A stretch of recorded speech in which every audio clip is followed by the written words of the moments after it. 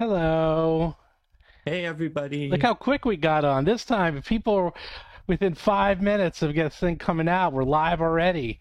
And boom! I made this thumbnail, threw this up, done. Obviously, we have not completely read the entire thing yet. Yes. So, There just simply hello. wouldn't have been enough Hey time, everybody. but Look how that quick we allows us got to on. This read time, people. some of this to you live. If you have just heard that it just came out as well. Yeah, so by the way, we probably won't have as formed or opinion as other people who obviously put out their videos hours from us now, because like yesterday when we first looked at it, I was like, maybe they walked some things back, but then I looked at it later and we're like, nope, they didn't do anything. So keep that in mind. Everyone who's watching this with us, this is a live reaction because I have not read this and Mark hasn't read it, but I saw one thing that just said that they're still revoking and they must revoke OGL 1.0a. So I was like, okay, well then I probably don't really even care what this says, but let's go through it anyhow and see what they have to say, because might as well be informed and try to keep everyone else informed on the channel. So get the word out, by the way, because obviously we go live very fast. I threw it out on Twitter and a few other places. The links for the documents are actually in the show notes, so just go there. You can see the two links. And let me switch over. And Mark, do you want to read the statement Sure. first? Shall I and read then the statement first? yeah, and then we'll go through also, the OGL. The OGL is shorter than last time, so it is readable as well. Yeah. So here's the statement from Kyle Brink 26 minutes ago. It's called Starting the OGL Playtest. It says, for over 20 years, thousands of creators have helped grow the TTRPG community using a shared set of game mechanics that are the foundation for their unique worlds and other creations. We don't want that to change, and we've heard loud and clear that neither do you. So we're doing two things. One, we're giving the core D&D mechanics to the community through a Creative Commons license, which means that they're fully in your hands. Two, if you want to use quintessentially D&D content from the SRD, such as Owlbears and Magic Missile, OGL 1.2 will provide you a perpetual, irrevocable license to do so. Creative Commons is a nonprofit dedicated to sharing knowledge. It developed a set of licenses to let creators do that. The Creative Commons license we picked lets us give everyone those core mechanics forever. Because we don't control the license, releasing the D&D core rules under the Creative Commons will be a decision we can never change. Let's talk OGL 1.2 and the important ways it's different from 1.0a. First, it allows us to address hateful content. Second, it only applies to published TTRPG content, including on VTTs. Third, this license specifically includes the word irrevocable. What's not in there? There's no royalty payment, no financial reporting, no license back, no registration, no distinction between commercial and non-commercial. Nothing will impact any content you have already published under OGL 1.0a. That will always be licensed under OGL 1.0a. Your stuff is your stuff. There's a link at the end of this note where you can download a PDF of the proposed OGL 1.2, along with supporting documents for your review and feedback. Before you scroll down and grab it, let me give you more details on what's in there. First, protecting D&D's inclusive play experience. As I said above, content more clearly associated with D&D, like the classes, spells, and monsters, is what falls under the OGL. You'll see that OGL 1.2 lets us act when offensive or hurtful content is published using the covered D&D stuff. We want an inclusive, safe play experience for everyone. This is deeply important to us, and OGL 1.0a didn't give us any ability to ensure it. Now, like, as a side note, I don't think that's true. OGL 1.0a No. did have a clause for It's for, not as like, strong as they ending want it to be, but it's in there. It's just it requires more work and more steps for Hasbro to enforce, but it's there. Yes, but they're saying the reason they had to do it is to be more inclusive, and I feel like they could have done that on 1.0. Anyway, They could have. They could have. But TTRPGs and VTTs. OGL 1.2 will only apply to TTRPG content, whether published as books, electronic publications, or on virtual tabletops. Nobody needs to wonder or worry if it applies to anything else. It doesn't. Deauthorizing OGL 1.0a. We know this is a big concern. The Creative Commons license and the open terms of 1.2 are intended to help with that. One key reason why we have to deauthorize, we can't use the protective options in 1.2 if someone can just choose to publish harmful, discriminatory, or illegal content under 1.0a. And again, any content you have already published under OGL 1.0a will still always be licensed under OGL 1.0a. So given that 1.0a, just like as an aside, again, could be used to stop the discriminatory content, this seems a little sus. everything else I like has seemed okay. Although Ryan Dancy did say some of the Creative Commons licenses are really, really restrictive.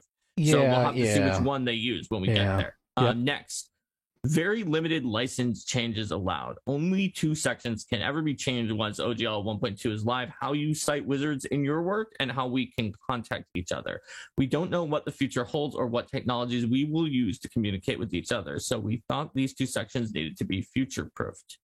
So I'll have to look at the details on that, because if they can be like, we've changed how you need to cite us, and if you've printed a book that cited us differently, you now have to scrap those books, that's going to be a problem. If it's more like we've added more books that you can cite or something like that, I don't know. We'll have to see what they're doing with that. Yeah, we'll have to look into this. Because the changes and the revoking were the 2 big things I was still looking for. Yeah, I mean, before we go, obviously are still revoking. Yeah, before we go further, it's just like, again, it's like they're taking baby steps in the right direction, but the proof is in the pudding, and you can do Creative Commons licenses and still be very restrictive. Like, they're saying, they're getting closer to saying the right things, and this is definitely a, quote, step in the right direction. But until we see it and the 4 corners and what this means, and I'd actually, now we have the 1.2. I'll probably we'll be able to see the 4 corners, make sure this is like correctly describing it. And I feel like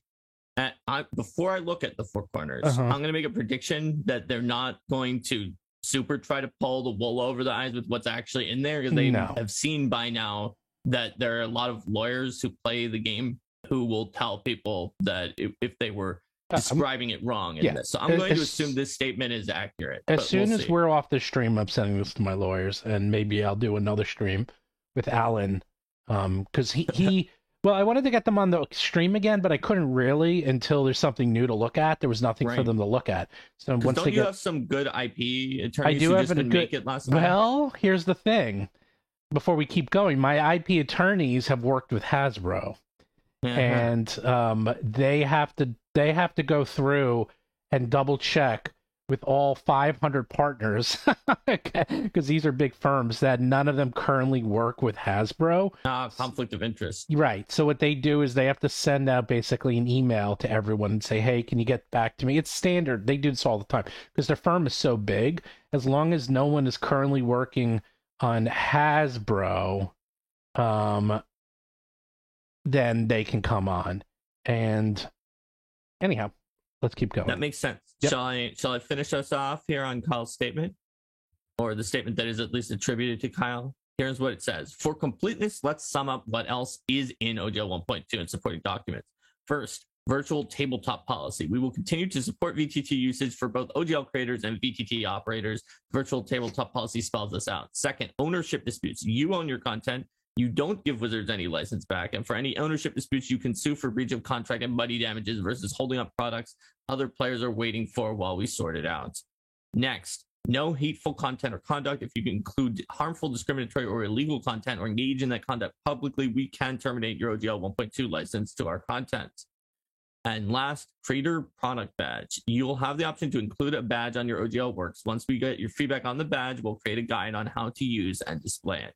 Overall, what we're going for here is giving good faith creators the same level of freedom or greater for things in Creative Commons to create TTRPG content that's been so great for everyone, while giving us the tools to ensure the game continues to become ever more inclusive and welcoming. Okay, now for the actual documents. There's a link. We can go to that next. Okay, we're going. We're very interested to read your thoughts. Our team does a great job compiling all the playtest feedback for us in a comprehensible way to reflect and act on, so I'm confident they'll do the same here. After you've read the new SRD 5.1 introduction, OGL 1.2, and the VTT policy, 1, provide your feedback on the review documents in our survey, which will be live tomorrow. We'll update this post with the link. Oops, we're still in. Oh, so I guess that's something that will come out tomorrow and see what questions they're asking. I guess we're gonna have another stream tomorrow. See if the questions are I can rate based on like my studying in looking in how to write surveys. See how biased or unbiased the survey is according to what I've seen. I might even get Derek if he's interested, because Derek supposedly his full-time job is creating surveys like this. This is like all he does. So then he'd know even more than I do on that. It'd be interesting. So 2, the survey will remain open until February 3rd. 3, we'll talk again on or before February 17th. We'll share what we heard from you and updates to the OGL document as a result. 4, the process will extend as long as it needs to. We'll keep iterating and getting your feedback until we get it right. D&D is my life's hobby because I'm fundamentally a co-op gamer. Let's tackle this together. Kyle Brink, executive producer, Dungeons and Dragons. Okay. So that's what Kyle, or at least the statement that was put out under Kyle, said. It's actually, it's been, this is the strongest letter they've done to date, and they're actually addressing things. But they still say they have to revoke, and it's like I have a feeling. But let's see what they have to say. Let's go to OGL. Let's see the actual. Yeah, let's look at the OGL. So it's actually not ridiculously long like the last one. It's 6-page document. It's only one document. The other one was 2. That's why. One of them is a virtual tabletop policy. One of the pages, and one of the pages is just a table of contents. That's very interesting because I know the VTT people are very, very, very concerned about this. So first page is just table of contents. We'll get to the super chats in a minute. Don't worry, we're going to answer them all. Let's read what's in here, and then we'll go to the super chats. So, introduction to System Reference Document 5.1. Many ways to create Dungeons & Dragons content is available to you in many ways. The core D&D mechanics, which are located at pages 56 to 104, 254 to 260, and 358 to 359 of this System Reference Document 5.1, but not the examples used on those pages, are licensed to you under the Creative Commons Attribution 4.0 International. This means that Wizards is not placing any limitations at all on how you use that content. So let's look at the Creative Commons. I have it open. So which one, like, is the 4.0 Attribution 4.0 International indeed the like the least restrictive? I don't know. Let's look. All right. And if anyone out there in the audience is like, hey, I'm Mr. Creative Commons, I know this stuff well, feel free to chime in. Yeah, for sure. I know there's like a million Creative Commons licenses. Yeah, there's way too many. So I am... this is international. This is long. I see. Well, that's going to be beyond our ability to necessarily... Scope. Yeah, I'm not going to go through this. Hold on. I found a quick guide to what looks like a quick guide to Creative Commons that says that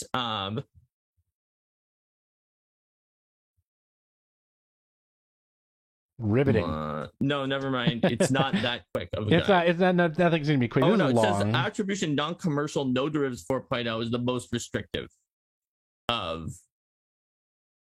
Interesting. Of the Creative Commons license, which is not the same one as attribution 4.0 international, but that may have been a guide to a license for something else. We'll get back to that. That's a quick Google. We'll need to get back. Yeah, we'll get back to this whether one. That actually means that there are no limitations. Okay, because the Stream, Commons license. Here's your homework while we keep reading. Figure out if the Creative Commons Attribution 4.0 international license is any good. You guys figure it out. Get back to us. We're going to keep reading. For us to determine, but we know from Ryan Dancy and just even from looking at Creative Commons license that there are big variances, and some of them are very restrictive and some of them are ridiculously open. So we'll want to know. Next, it says our copyright rights in the other content, including the system reference document, are licensed to you under the Open Game License 1.2. So anything that isn't from those pages is in the OGL 1.2, those pages which are is not Creative out Commons. yet. So they're separating out between what's in Creative Commons, and which they did claim in the previous statement that like everything's Creative Commons, we can never remove it. But it looks like at the very least there are some things that are Creative Commons that they can't remove, and some things are not and are in the OGL 1.2. Next, use of D&D content in virtual tabletops is allowed on the terms of Wizards' virtual tabletop policy. So we'll need to get to that later. Next, use of D&D content in streaming fan art, cosplay, and other fan content is permitted as described in Wizards' fan content policy. And lastly, platforms such as D&D Beyond and DM's Guild provide additional paths to share your D&D content under different license terms. Okay. Creative product badges for content published under the OGL 1.2. You may use one of the following badges in the manner specified in the Creative Product Badge Style Guide. As long as you comply with that guide in using the badge, Wizard licenses you under the OGL 1.2 to use such a badge on any of your licensed work. And they have 3 examples that do have like the dragony ampersand, so it does show that you are like in somewhat doing things with like Dungeons & Dragons. It says creator product at the top. Then it has in small text. Actually, I guess it's the same size. That small. It's not small. It's the same exact size. It looked small because I was looking at the creator product. It has at the bottom notice of the authorization of OGL 1.0a. The Open Game License 1.0a is no longer an authorized license. This means that you may not use that version of the OGL or any prior version to publish SRD content after insert effective date here. Does not mean that any content previously published under that version needs to update to this license. Any previously published content remains licensed under whichever version of the OGL was in effect when you published that content. Okay. Yeah. Okay.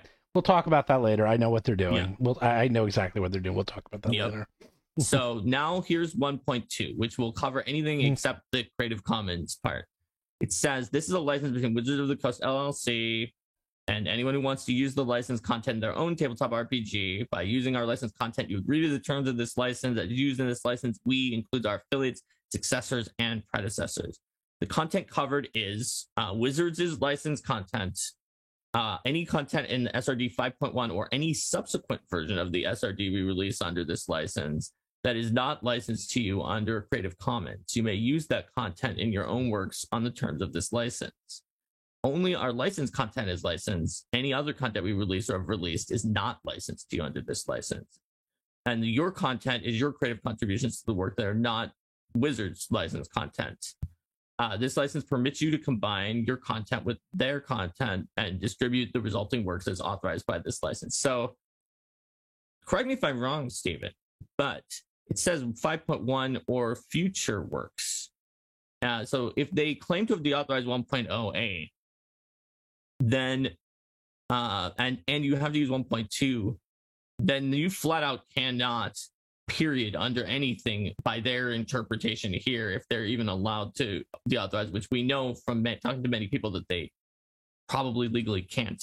It looks like you just flat out can't put out anything that is from before, that is from an older edition to SRD 5.1, that's from 5e or a previous addition to that. They seem to be making that claim here. Correct. What that is actually, from everyone I'm talking to, the people's fear, and that's why people are starting to remove all SRD content, is that even if you manage to defend the use of OGL 1.0a, the problem is using SRD content and using anything from the SRD. So that they actually do control that, and that there's actually no question that the content in the SRD is owned, although game mechanics can't be owned. But that's their problem, and everyone I'm talking to is very worried that, especially if they have a book coming out in the next year, that they wrote their book and they include SRD 5.1.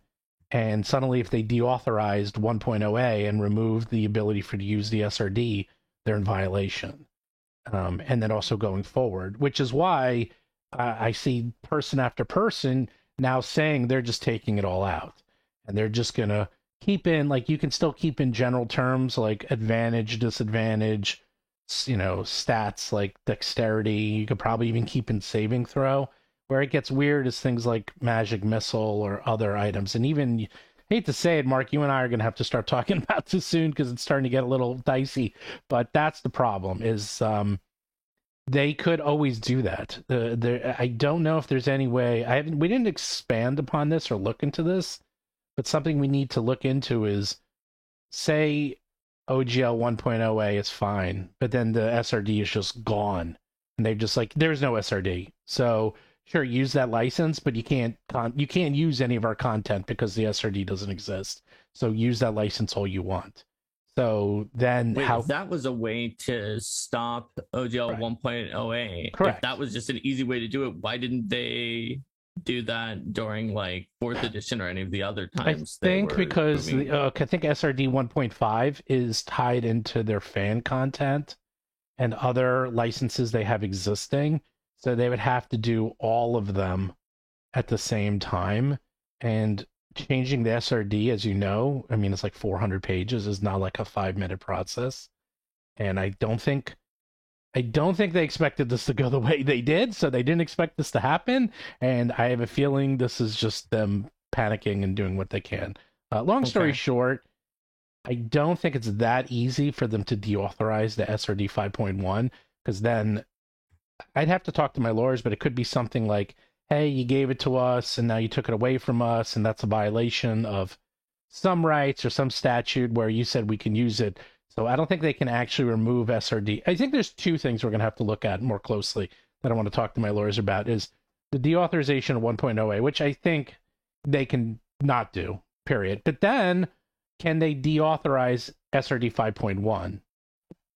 Not sure. I think they might be able to, because But they deauthorize though, like those really old SRDs that are like right. the third edition ones from long ago. But I'm talking that, about 5.1 is their current SRD. yeah, but what about the older ones, like when 1.08 first came out? Because there are some retro clones that like relied on that SRD, or it would be that, all or nothing. It would be all or nothing. so they would get them all. Yeah. Yeah, that I mean, seems this is to be what they're they're heading for here. yeah, they're starting to get more nuanced, and I expected this to happen. And now the lawyers are definitely going to start getting their earnings, because this is where we have to start getting into the weeds and really start looking into see what, and if anything, can they start removing or making it more difficult to use SRD. And as I said, I've been talking to a lot of developers, and they all said that they're not even worried about OGL. They're worried about SRD, because if they have to include, if they wrote a book that has new classes and races in it based off SRD, which a lot of people do, and they're doing subclasses, like the wizard or barbarian or something, they have to use the SRD, Right. and that's a problem. Like people like you and me, like we barely use it, we use it barely. I think would be okay, but people who are literally just writing books to help expand existing content, they are in trouble, and they have to really spend time and effort to take that stuff out of their content. So That makes sense. So let's look at this. Works covered are printed media and static electronic files, such as EPUBs or PDFs, you create for use in or as tabletop role-playing games and supplements, and in virtual tabletops in accordance with our virtual tabletop policy. it's not out So yet. it looks like it's only printed media and static electronic files. All right, And that the is virtual tabletops have this a is new a- policy. I don't mean to So overtalk you, but that's a massive red flag right there. That seems like it's a little bit dishonest about what they said in the other statement, where they said, well, OGL 1.2 won't change anything for virtual tabletops, and so technically it doesn't, because it says that's covered in a separate policy, but it's a separate policy that they're putting in the same document. They aren't changing, right? Yeah, I mean, look, for those of you who've been watching us know my policy on this. They really, really have to make it that people use their virtual tabletop, and looks like they are backing down somewhat. I'm not saying everyone stay angry. I'm calm because we have to stay calm in this, and I'm just looking at this as neutrally as possible. But at the same time, like, they want people to use their virtual tabletop. That's where they're spending all their money on. And I think they're not giving up the fight, but they're like, okay, fine. You want to keep your books, you want to keep your PDFs, you want to keep your cosplay and your pantomime, fine. We still want all digital and virtual tabletop, which is, I think they're trying to give up a lot, but they're not going to give up the digital space. And that's not available, by the way. If you look at this virtual tabletop policy, it goes to Magic the Gathering. So that is not available yet. So we can't see that. Well, so we can only talk about what we see. And what that? Or should we move to the next?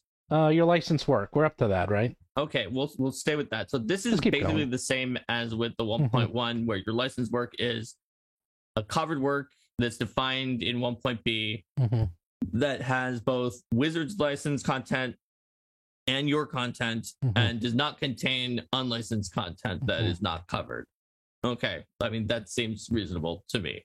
Mhm. Copyrights, we are only licensing you our copyrights in our licensed content, except that under Section 5A, we also grant you a trademark license to the Creator Product Badge as further detailed in the Creator Product Badge style guide. You receive no other rights or trademarks and no rights to any intellectual property that they own. That's standard. That's 100% and standard. the style guide link just went to like some really random site that did not seem to. It's Wizards. There was a link none that of said these, it was going to be the style guide. None for of the these links product work. badge, None of these links and it work. does not work. Yep.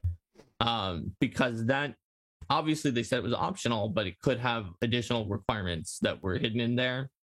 Well, we don't know what that will be yet. Everything I've read in this document, this is the only one that completely is I agree with, because that's standard. Because if you get these license badges, especially with the ampersand, people will sometimes crop them out. Like when I work with big companies, and the very first thing I get is I get their logo style guide. And if I have to put the logo on a website, they have very, some of these I've seen are 100 pages. Like they have very strict rules. Like it can only be this color, it can only be this size. One of the ones I saw is you can never have it that you can click on the logo and it goes back to the home page. Things like that. Like they have guides and you have to follow them. So that makes sense. Like that's 100%. You finally got me. I agree with you 100% on that. That 1D. Good job, Wizards. I seem to agree with 1C personally. That seems like what a licensed work is under this contract. Yeah. All right. So far, so good. Part 2. In consideration for your compliance with this license, you may copy, use, modify, and distribute Wizards licensed content around the world as part of licensed works. This license is perpetual, meaning that has no set end date, and non-exclusive, meaning that we may offer others a license to the licensed content or even unlicensed content under any conditions we choose, and irrevocable, meaning content licensed under this license can never be withdrawn from the license. Also cannot be modified except for the attributions provision of Section 5 and Section 9A regarding notices. What you own. Your licensed works are yours. They may not be copied or used without your permission. You acknowledge that we and our licensees, as content creators ourselves, might independently come up with content similar to something you create. If you have a claim that we breached this provision or that one of our licensees did in connection with content they licensed from us, any such claim will be brought only as a lawsuit for breach of contract and only for money damages. You expressly agree that money damages are an adequate remedy for such a breach and that you will not seek or be entitled to injunctive relief. In any such lawsuit, you must show that we knowingly and intentionally copied your licensed work. Access and substantial similarity will not be enough to prove a breach of this Section 3. Okay, that's actually standard. Yeah, they're covering themselves in the way they said they were going to. That's standard in media contracts. Again, they are. Look, I believe that they were trying to be over ambitious and trying to say that they can use anyone's work for free. This is what they were trying to do. They were basically trying to say, look, we work on something for 2 years. Like, imagine they're coming out with like Spelljammer. And someone else comes out with something that is very similar to Spelljammer, and they come out with it around the same time, and then they sue Hasbro saying, you guys stole our thunder because we've been working on this for years, and you copied us. They're saying, fine, one, prove it, and two, even if you do, you can only get monetary damages. You can't like stop WotC from putting out theirs. Right. And it's sort of the proof is on you. This is actually pretty standard in Hollywood. That seems like something I would expect. It's like, standard. Honestly, I'm a creator. Like, I've worked at Paizo, I've worked in the industry. The number of times you put something out that then somebody's like, wow, that's very similar to something that X person put out that you had never heard of. And because you're literally the creator who came up with it at the brainstorm meeting or who even wrote it. And you just had never even heard of the person who they said it was similar to, let alone read that content. It happens a lot. And I see why they would want to be protected from that. Someone said Spelljammer came out like in the 80s or 90s. Yeah, you're right. It's a bad example. But my point is that if you come up with something, I don't know.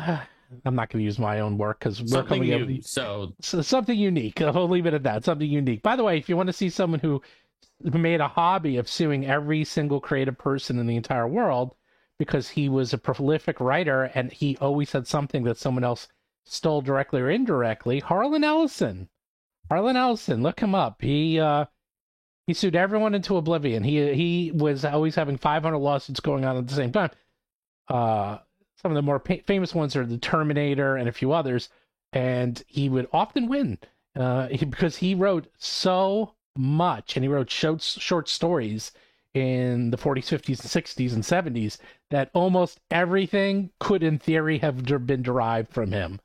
So there's a perfect real-world example if you're curious to explore this topic more. Okay, so it says what Wizards owns their own licensed content, and they reserve all rights not in this license. That seems pretty reasonable. Yep. You control your content.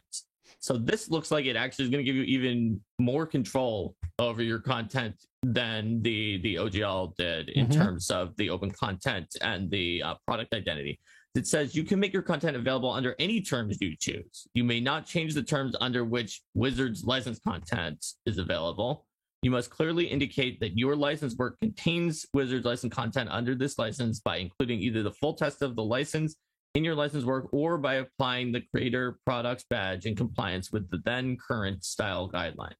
You may permit the use of your content on any terms you want. However, if any license you offer to your licensed work is different from the terms of this license, you must include in the licensed work the attribution for Wizards licensed content found in the preamble to the applicable SRD and make clear that Wizards licensed content included in your licensed work is made available on the terms of this license.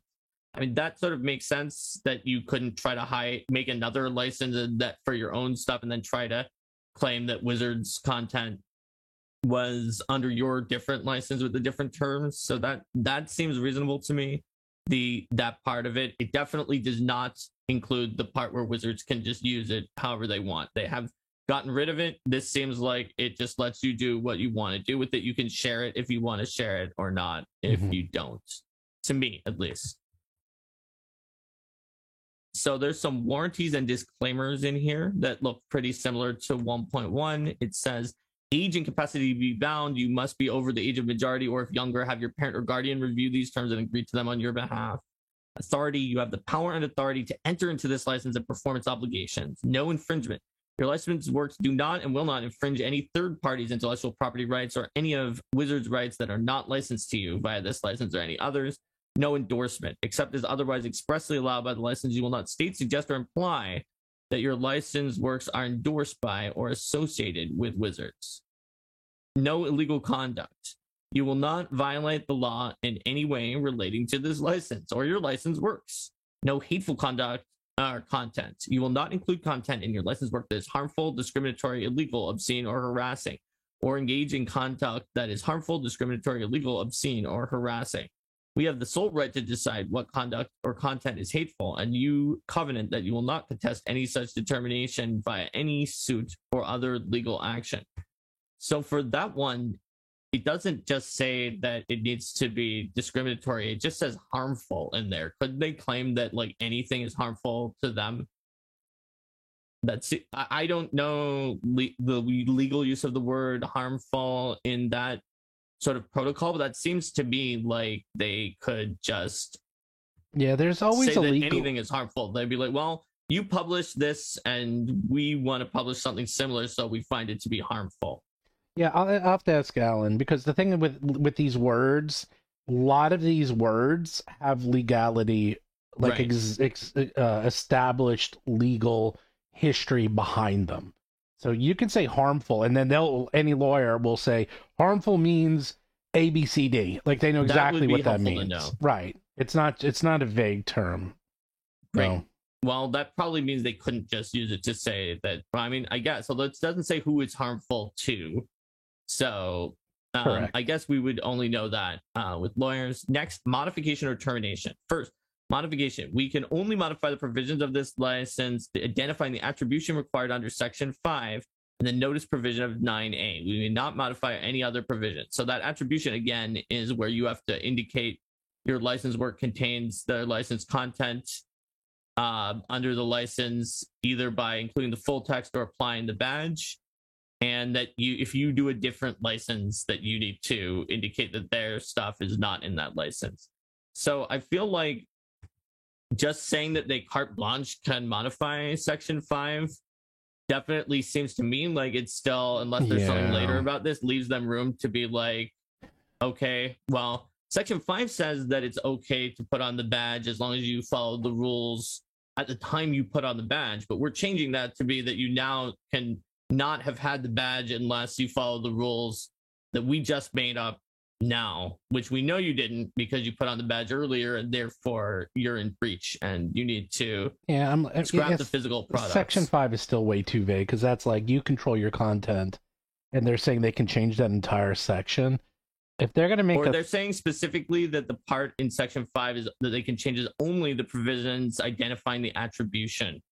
However, what I'm worried about is if they can change that provision also includes the part where they reasonably, I think, at least right now, say that, hey, as long as you did the thing that we asked you to at the time you published it, then you're okay.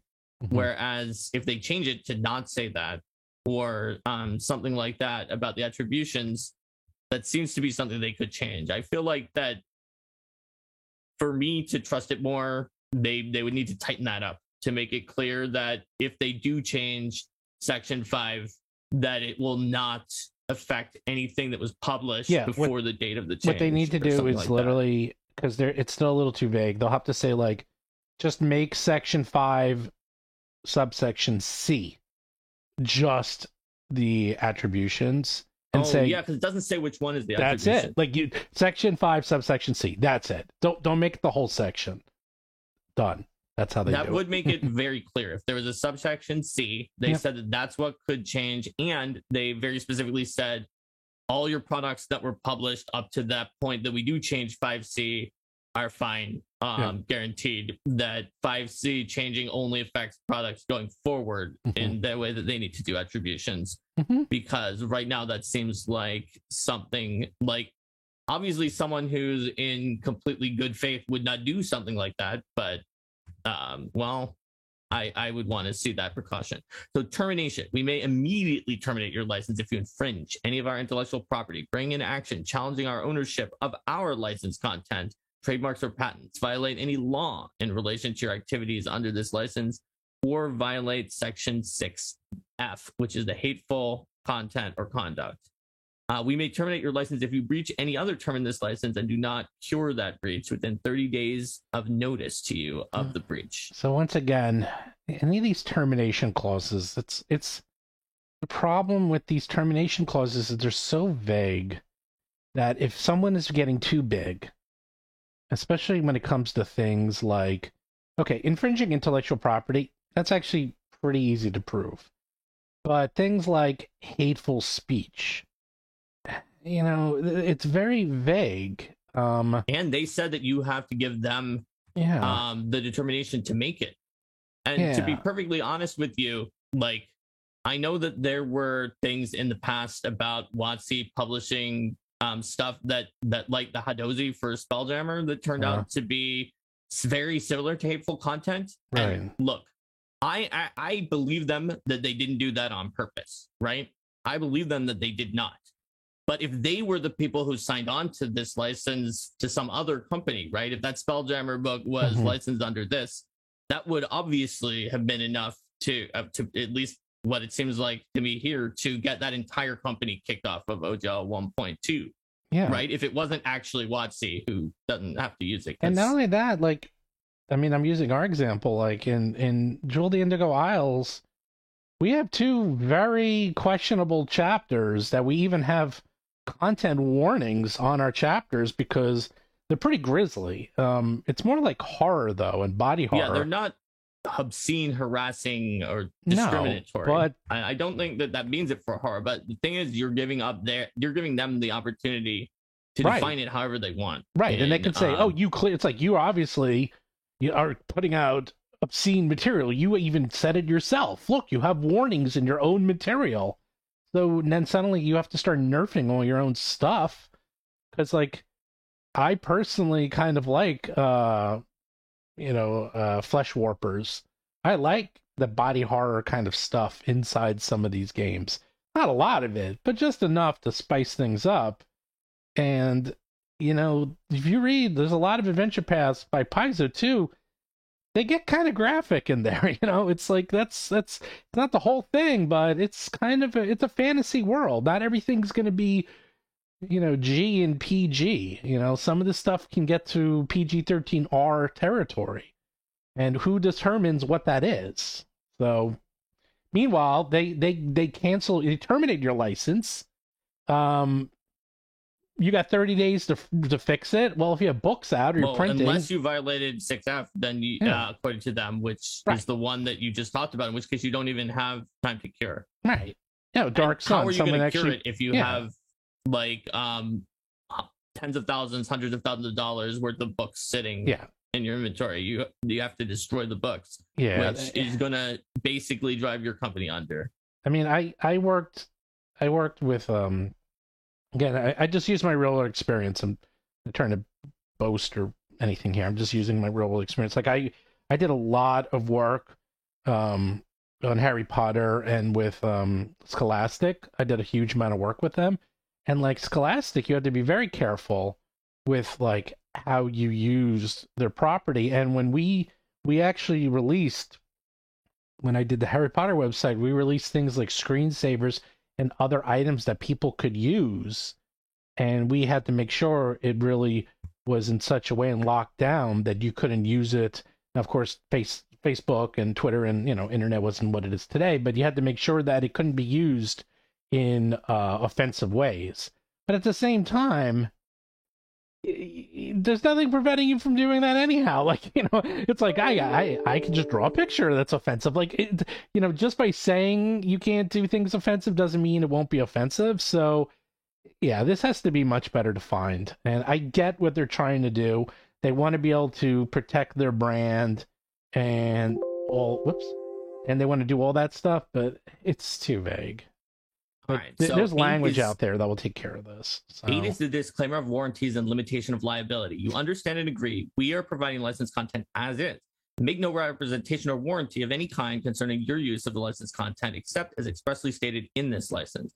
We disclaim all warranties, express, implied, statutory, or otherwise. You bear all risk of using the licensed content, and such use is solely at your own discretion and risk. We have no liability to you for any types of damages in connection with your use of our licensed content, including without limitations any indirect, consequential, special, punitive, or exemplary damages, so long as our contact at issue was not grossly negligent or intentional. That was in the last one, and I don't know, that seems reasonable to me as a non-lawyer. Standard. That seems totally reasonable. So miscellaneous stuff, most of which was in the 1.1, but let's keep an eye on 9A notices, because that's the other part that can change, and it probably is reasonable. So we may notify you by any email or physical address we can locate for you. Only if we cannot locate your email or physical address after a reasonable search, notice via a public channel is sufficient. You may provide notice to us of your email or physical address or any other notice by emailing oglnotices@wizards.com. Okay. That seems reasonable. It actually is reasonable, because now we're not registering with them. So they need to have a way to put out publicly how they can actually get to you, right? So if they think you violated it. Right. This, I'm pretty sure, is pretty reasonable, because they have to put down the steps they will take if they're not doing a registration database of how they can get in touch with you, and the steps they're going to take.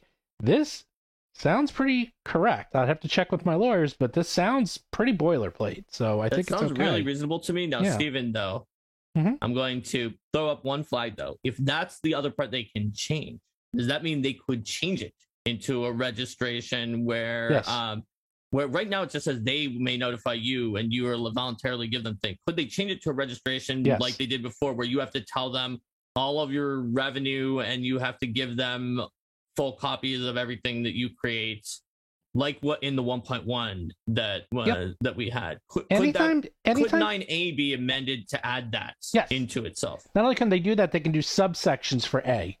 So they can make A a poison pill and make it that they then put in all the original language of 1.1 into 9A.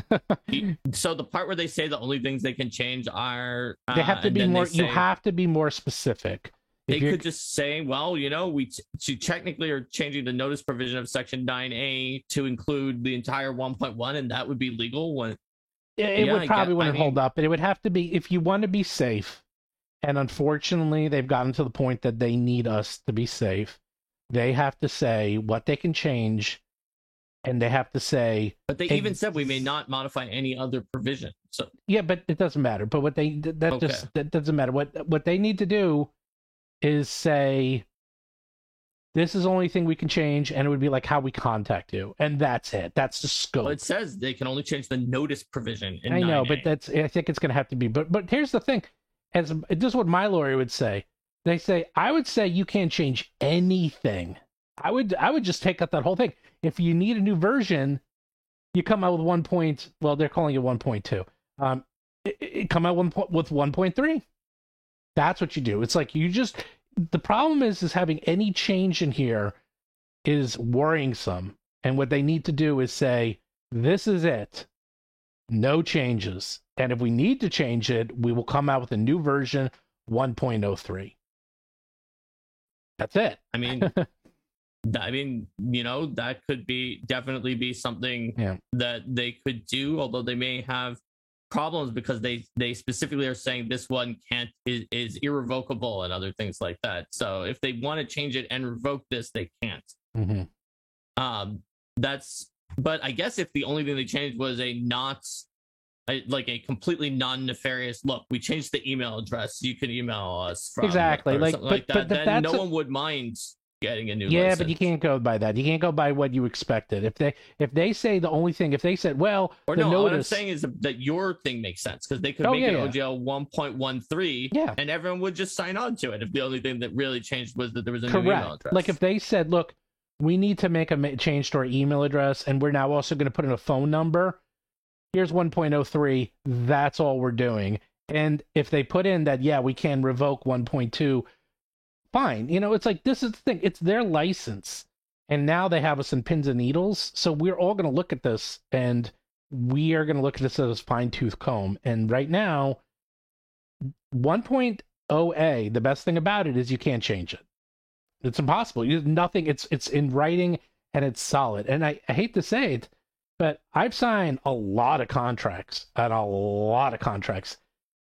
can't think of a single contract, maybe a very small handful, that have any clause in them saying you can change this contract based on A, B, and C. The only thing that's ever in them I can think about is the dates. Usually you could say, okay, I extend it for another year or something like that. That's it. There's none of this you can change clause. There's none of this we can change this or that or this. And if there is, it usually has to be agreed to by both parties, and then it can be changed. It's not one party. Which, since this license goes to a ton of people, that just doesn't work. It's unreasonable. Which is why you make it a standard license, which is, here's the license, everyone gets to use it, and if we change it, we'll come out with a new license. Not that we're going to change the existing one. I see what you're saying, and that's why there would be the issue with 9A just adding any terms that they possibly wanted to add, and that's why nobody does it. It sounds like because no one would trust you don't know what they're going to put in there, and it could include a poison pill. Yeah. All right, so let's look at the other miscellaneous notes, which they cannot change. Many of these were in 1.1. So B is entire agreement and disclaimer of reliance. This license governs your use of Wizards license content. This license consists only of the terms expressly included herein and not any matter not expressly included herein. Accepting this license, you represent and warrant to us you have relied only on the terms of the license and the advice of your own counsel. If any, you have not relied on anything and not expressly a part of this license, the four corners. So I think that's pretty standard. C, no waiver of rights. If we fail to exercise any right we have under this license, that failure will not prevent us from exercising that right in the future. Okay, that's a red flag. It's like basically saying if we mess up, that doesn't mean that, basically that's giving them a way out of this. So, or is that just saying if they don't, like, let's say that there's two companies, company A and company B, and they don't sue company A because they like them, that they can sue company B for the exact same thing. Basically, I know what they're doing because this is a standard. This is no waiver of rights is a standard clause. I think because everyone's on pins and needles, this has to be a little bit more specific. But basically, they're saying is that, right, if we fail to exercise any right under this license, that failure will not prevent us. So, for example, you put out a book of erotic fantasy, and they say it's totally fine. And then you're like, great. And then you come out with Erotic Fantasy version 2, and then they, knock you down and say, nope, not good. And you're like, well, you said the first one was fine. This is literally the exact same book. All I did was add, one word. And they're like, yeah, well, we decided it's not good now. That's what this protects you against. Right. That makes sense. That seems pretty standard. It's pretty standard, but in this license, once again, like, everyone's scared, and everyone's going to make sure this thing is as rock solid locked down as possible. And there's already a lot of holes in this. Okay, let's look at severability. If any part of this license is held to be unenforceable or invalid for any reason, Wizards may declare the entire license void, either as between it and the party that obtained the ruling or in its entirety. Unless Wizards elects to do so, the balance of this license will be enforced as if that part which is unenforceable or invalid did not exist. So that's different than licenses and contracts I've seen. All the ones I've seen up to this point just say the second part, which is the balance of the license will be enforced as if the part which is unenforceable or invalid does not exist. But the ability here for them to just say to scrap it if one clause is found to be unenforceable, doesn't that mean that if they can hide or put something in here that they know is unenforceable, then it is revocable because they can then just revoke it because the thing is unenforceable? The severability clause, these are all standard clauses. I have a lot of... is that standard? These are all standard. All of this is standard. Yeah, but they can declare the entire license void? But I don't know the exact I've read severabilities for other contracts that usually don't have the part about declaring the entire license void. Usually has the second part. That's super standard. I've seen that everywhere, where the balance of this license will be enforced. Yeah, I'm looking at this more closely. I don't want to start opening up Windows on my computer. I literally have a folder. I'm looking at my contracts folder. I can open it up and compare it to my contracts, but all of these are standard clauses. I just don't know if the language is exactly the same. That seems, I guess that seems, the thing is though that if it's severable, then it's not really irrevocable. Well, I see what they're doing. So they're saying if any part is invalid is held to be unenforceable or invalid, Wizards may declare the entire license void.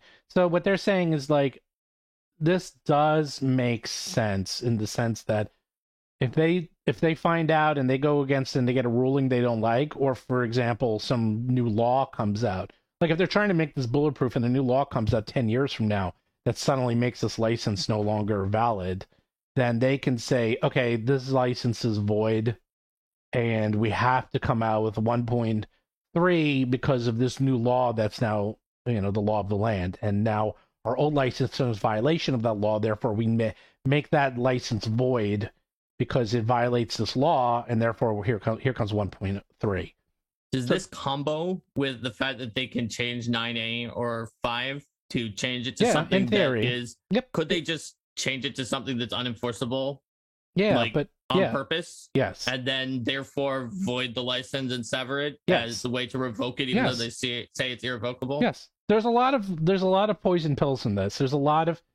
I feel like that's a huge problem. If they're capable of adding something that they know is unenforceable just at their own, without anyone else being able to prevent it, that then severs the license, then it is revocable. It's simple as this. At that point, they could put in 1.1 or whatever they wanted to. This was written by a much better lawyer. I'm telling you that right now. This is definitely a much better lawyer wrote this. Because even just the layout of this, because this stuff is all standard. All my contracts have this. I'm seeing, by the way, G is a bad one and H is a bad one. Those you do not want in your contracts. I'm telling you right now. Let's go towards that. So we're in E, governing law, jurisdiction, class action waiver. This license in all matters relating to its interpretation and enforcement will be governed by the laws of the state of Washington.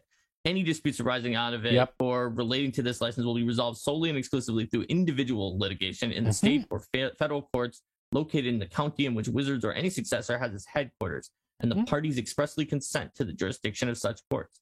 Each party hereto irrevocably waives the right to participate in any class, collective, or other joint action with respect to such a dispute. Okay, that's bad. Okay, the first part where it's governed by the state of Washington, 100% standard.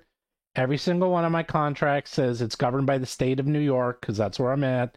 That's 100% standard. They will never remove that, so I get that. It does make people's lives a little harder, especially if you don't live in the state of Washington, but this is standard. The second part, each party here too irrevocably waives the right to participate in any class, collective, or other joint. Basically, you waive your right to a class action lawsuit. You're putting in a waiver that you will only sue Wizards in the state of Washington, where they have a headquarters, and they did that in case they change counties, in case they move their Wizards headquarters. What if they move it to somewhere that's not in Washington? Well, I think this will still work, by the way. Okay. I guess they're really counting. Well, then they come out with 1.3, you know. But this is standard. This is like, well, you could only sue us in Washington, but we are in a county where we are, but we're not in Washington, so you therefore can never sue us. I assume that this means you can do wherever you want. Yeah, this is standard. Every contract has this. Yeah. But that part, I'm seeing this in more and more contracts now, where you can't be in a class action or collectives. That's bad. In fact, they are trying to, some lawmakers are trying to remove that, because they're making it that you're signing away your rights so that you can't be part of a class action. And the problem is, the people who would probably lead or want to be part of class action lawsuits are the ones that signed this contract. So it's very powerful. Boom. All right. So yeah, let's look at some of these other ones. Headings and footnotes. I didn't see any headings and footnotes other than like just saying open gaming license at the bottom. But it says there might headings be. And footnotes contained in this license are for reference purposes only and shall not affect in any way the meaning or interpretations of this license. That's standard. Okay. Waiver of jury trial. We and you each waive any right to a jury trial of any dispute, claim, or cause of action related to or arising out of this license. Yep, that's bad. That is, look, it depends. Basically, they're trying to speed this along, and they want to get a judge. But you know what? They get a judge in the state of Washington who really likes WotC, who, you know, employs a lot of people and a lot of their friends. They don't get to pick the judge. What? They don't get to pick the judge. Yeah, but still, like, that's nothing you want. Like, that's in the freaking Constitution. Like, that is, trial by jury is one of the constitutional rights, and you're waiving it. It's something you should never waive, okay? Most times things won't go to jury anyhow, by the way. But you should never have that. You should never waive it. It's simple as that. I probably can't go into the reasons as much as a lawyer can, but I know any single time I've ever seen that in any contract, my lawyers take it out immediately. And they're like, nope. And they just take that out. They're like, you are not signing that. And that's that. So there you go. The last one is reviewed by counsel. You should seek advice of counsel to make sure you understand this license. You agree that you had the opportunity to do so. Sneaky. That is so sneaky. That is so that you can't claim afterwards that you didn't understand it or you knew what you were doing. So if you go into this, you better, if you're going to sign this, you better know what you're doing. And then, quote, you understand the license. This is another tricky one. This is not bad on its own, but it's something, again, if you're doing a big license between two companies, that's fine. If you're putting out a general license that you're expecting hundreds, if not thousands of people to, that's basically covering their ass so that if it does go to legal lawsuit, that they're like, well, you can't claim ignorance. You knew what you were doing when you signed this. It says so right there. Too bad. I don't think they're going to remove that one, but it should be something everyone's aware of. And it's one of these things like, if you're going to sign this license, you better get a lawyer to look at this. As simple as that, because you're giving up a lot of rights by signing this. Oh, here is the virtual tabletop policy. Virtual tabletop policy. This is the one. All right. But interestingly, it's not part of the 1.2. So their claim that 1.2 won't affect virtual tabletops is technically true because it's in a separate This is policy, the one I want to see. This is the one. Here's what it says. As gamers and big fans of VTTs, we are announcing this new VTT policy, part of the rollout of OGL 1.2. Why does Wizards need a VTT policy? We support the role VTTs play in the tabletop space. The ability to game remotely means more people can game. And it's wonderful that people thousands of miles apart can share a space as those sitting around a table. But as VTTs advance, their functionality will raise tricky questions. Where is the line between a VTT and a video game? When does a VTT become more than just a replacement for the traditional tabletop? Those questions require thoughtful answers. Answering them will take time, and we want this policy to reflect your input. So we'll be asking for feedback and talking to you about our goals as that discussion advances and new technology emerges. What is permitted under this policy? Using VTTs to replicate the experience of sitting around the table playing D&D with your friends. So displaying static SRD content is just fine because it's just like looking in a source book. You could put the text of Magic Missile up in your VTT and use it to calculate and apply damage to your target. And automating Magic Missile's damage to replace manually rolling and calculating is also fine. The VTT can apply Magic Missile's 1d4 plus 1 damage automatically to your target's hit points. You do not have to manually calculate and track the damage. What isn't permitted are features that don't replicate your dining room table storytelling. If you replace your imagination with an animation of the Magic Missile streaking across the board to strike your target, did I call it? Or your VTT. Did I call it? You did. You totally said animations was going to be and I said Magic Missile. And you said Magic Missile. You literally said both of those before this and in previous streams. Or your VTT integrates our content into an NFT. That's not the tabletop experience. That's more like a video game.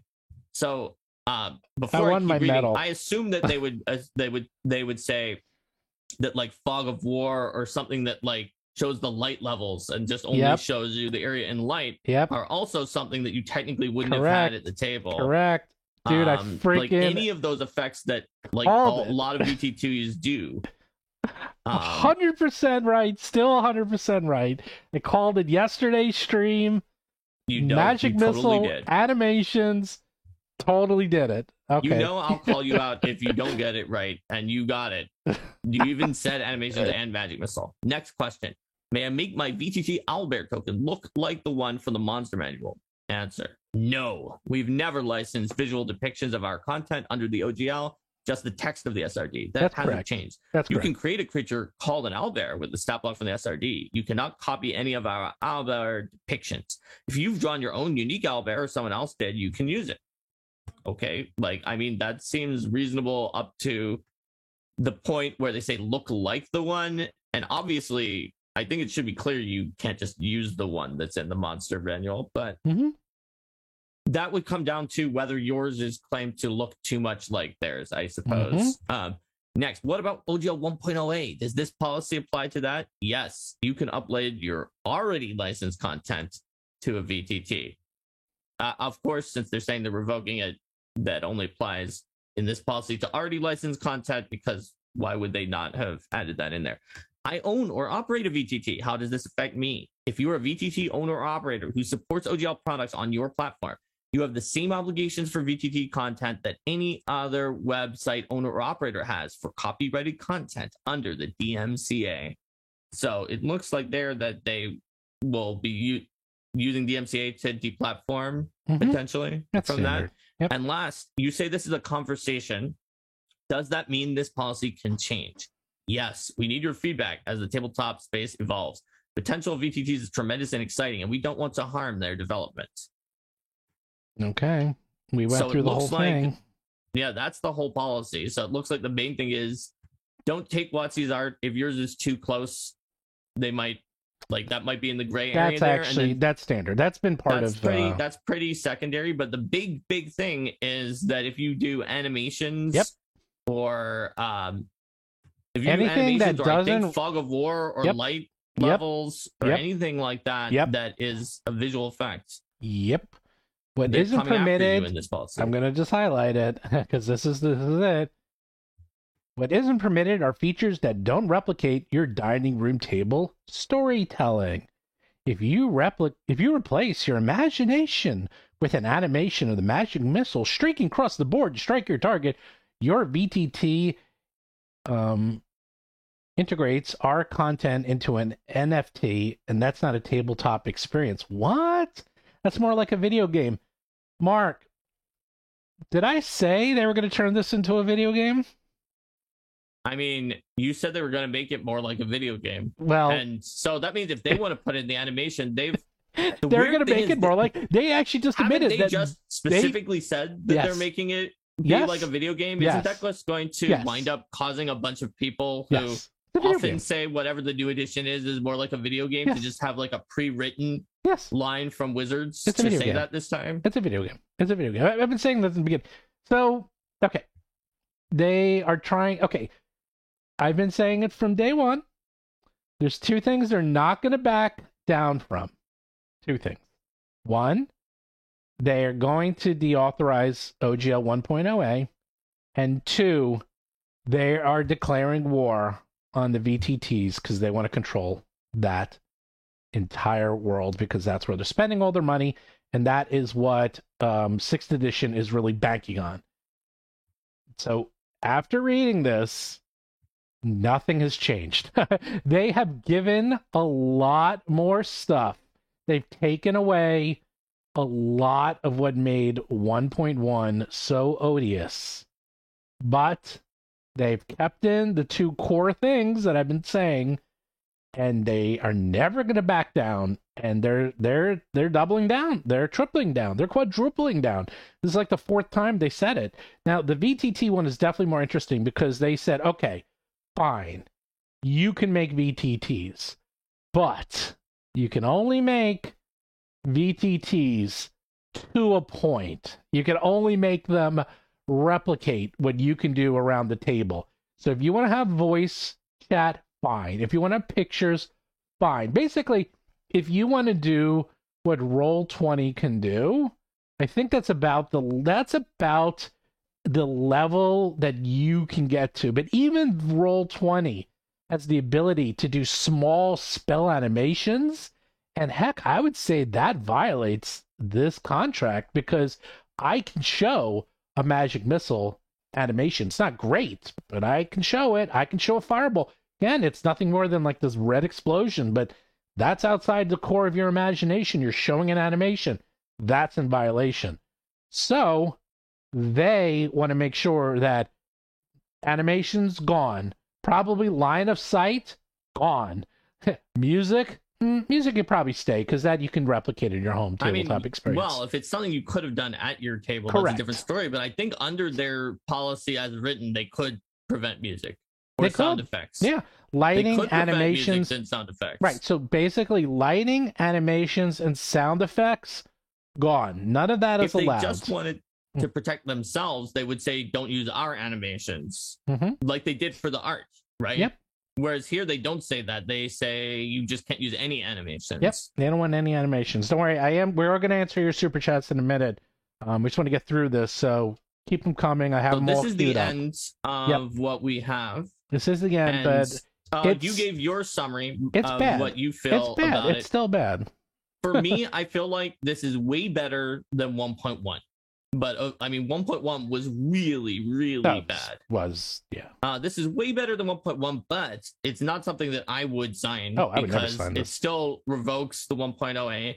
And we saw that there's sort of this wombo combo where they can, even if they don't do the thing Steven said and just changed like 9A to include any unrelated things that they want, which, as you said, Steven, they might not get away with. They could easily change 9A to something that they know is unenforceable, and then use that in combo with the revocal, the ability to sever the whole contract when one thing is unenforceable. So as long as they retain the ability to change anything and the ability to sever over one term being unenforceable, then they have the ability to do that combo.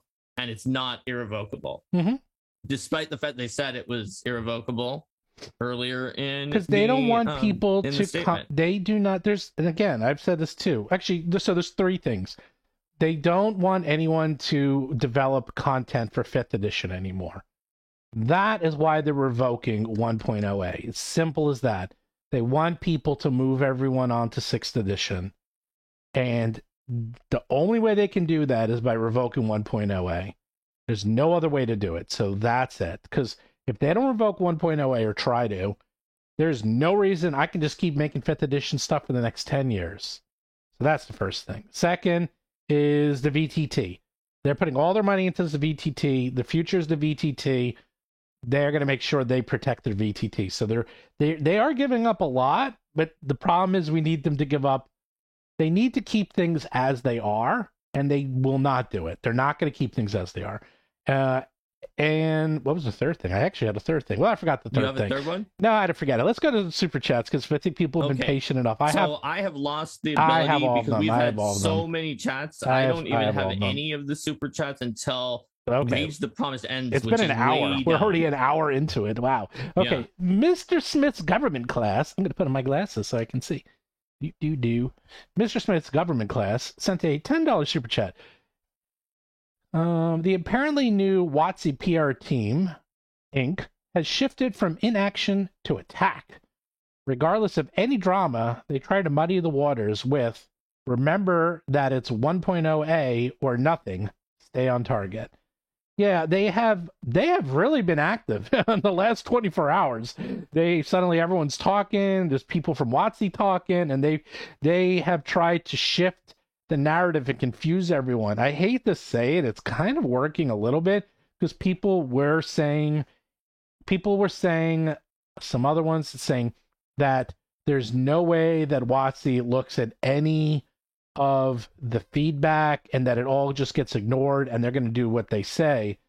But then some very reputable sources and someone that Owen completely trusts said not true, that they do look at the feedback. And that has kind of divided the community. And I hate to say it, if Owen trusts this person, I'm going to have to trust them too, because I trust Owen, and Owen is pretty rock solid. I don't know that person. But if Owen says that she's telling the truth, then I imagine she's probably telling the truth. I can't talk to that because I know nothing about that subject. Like, I was the person who looked at the data the most for Paizo. Mm-hmm. And look, it takes a long time to read all of them, to collate them together and with similar content, and to like turn that qualitative written content into usable, something that's usable and that truly represents everything that people said. Mm-hmm. So like, but companies do it. And there have been enough people at Wizards who said that they did do it, that it seems like that leak person at Wizards thought that they didn't.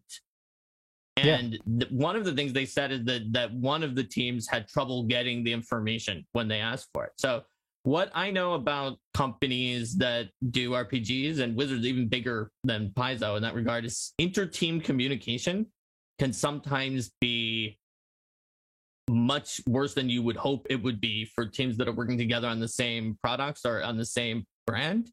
So my suspicion is that this person who was leaking may not have been like directly on the team that was doing the feedback or something like that. And they wound up with a telephone information or information that was not as accurate. That's the only way I can see that involves them trying to tell what they thought was true, and everyone at WotC who, look, I trust that they're reading content. One person said they read 500,000 comments. That seems like a lot based on my own timing. But then another one said that they had 70,000 or something like that for 1D&D. That's definitely readable. And why wouldn't they read 70,000 comments to try to figure out what to do moving forward? Just like they've changed things in the past too. Yeah, I would be careful. I mean, that's why when anything I report on, I try to only report on things that I have multiple sources on, and whenever possible. And you're someone who actually ran, you did this. You actually ran feedback and looked at feedback at Paizo, so you know more than any of us about how this works. And it's like, we don't know anyone at WotC, but there's a lot of people from WotC who stood up very quickly to defend that they look at it. I can't say whether they do or not, but it looks like that. You got to be careful because that was dividing the community. And now everyone's like angry. They're like, WotC's just going to take all of our comments and throw it in the trash. I can't say they will or they won't because I don't know. And none of us do. So, where'd you go, Mark? You disappeared. I am gone for a second. Okay. I'll keep going. We did come with no notice, and I will be right back on the camera, and I'm still here overall. Ah, okay. Strix Stone sent a $3.44 super chat. because I really don't like VTT stuff with the animation restrictions. Like, how does that even affect them? Well, it affects them because they don't want any competition, because they're coming out with a 3D Unreal Engine VTT that's going to be very video gamey, and they are going to sell it. Because how do you sell something like Dungeons and Dragons and having static pictures of, like, an ogre moving from place to place? That's not going to sell it, not to the masses. But if you have animations of creatures and spells going off and explosions and people screaming and dying, that will sell itself. And that is why they don't want anyone to do it, because they do it, people are going to copy it. Either they're going to do it now or they're going to do it later, and then they're not the unique one. So they're making it, again, this is a gated walled garden, and they're going to protect it. I don't think they can, but we're going to find out. Captain Reichel, the Brass Dragon, sent a $10 super chat. Says, they think terms like racist or lame is offensive, the latter of which is banned term on the server, yet they make actually racist Hadzo lore. I don't trust their judgment on racism and sexism. That is correct. That's the thing. It's like they can do anything that's a gray area. It's like it has to be much more defined. I know they're trying to protect their brand, but there's a lot, and I mean a lot, of existing law and contract law that exists in this area. They don't need to reinvent the wheel. They can just take what other people have done. Again, I'm not an expert on this, but I know for a fact that this is standard practice whenever you sign as a third party to work on someone else's brand. I work on big brands all the time. I'm using their logos. I'm using their images. I'm basically their ambassador indirectly, because I'm making products and running their websites. And let me tell you, if I run their websites, I can destroy their brand in 2 seconds if I really wanted to. But I have to be very careful, and I sign contracts saying what I will and won't do. There's a lot of this out there. They don't need to be this draconian. Michael DiCarlo sent $5 and said, research director from a polling firm here, and in your Discord. Also happy to weigh in on the survey design. Hold the line, gents. Thanks. Hey, look, when it comes out tomorrow, do something in Discord. Write something up. I'd be curious to see what you think. And anyone who's like an expert in creating these, polls, I'd love to see what you think of the poll tomorrow. Boot to Head sent a $5 super chat.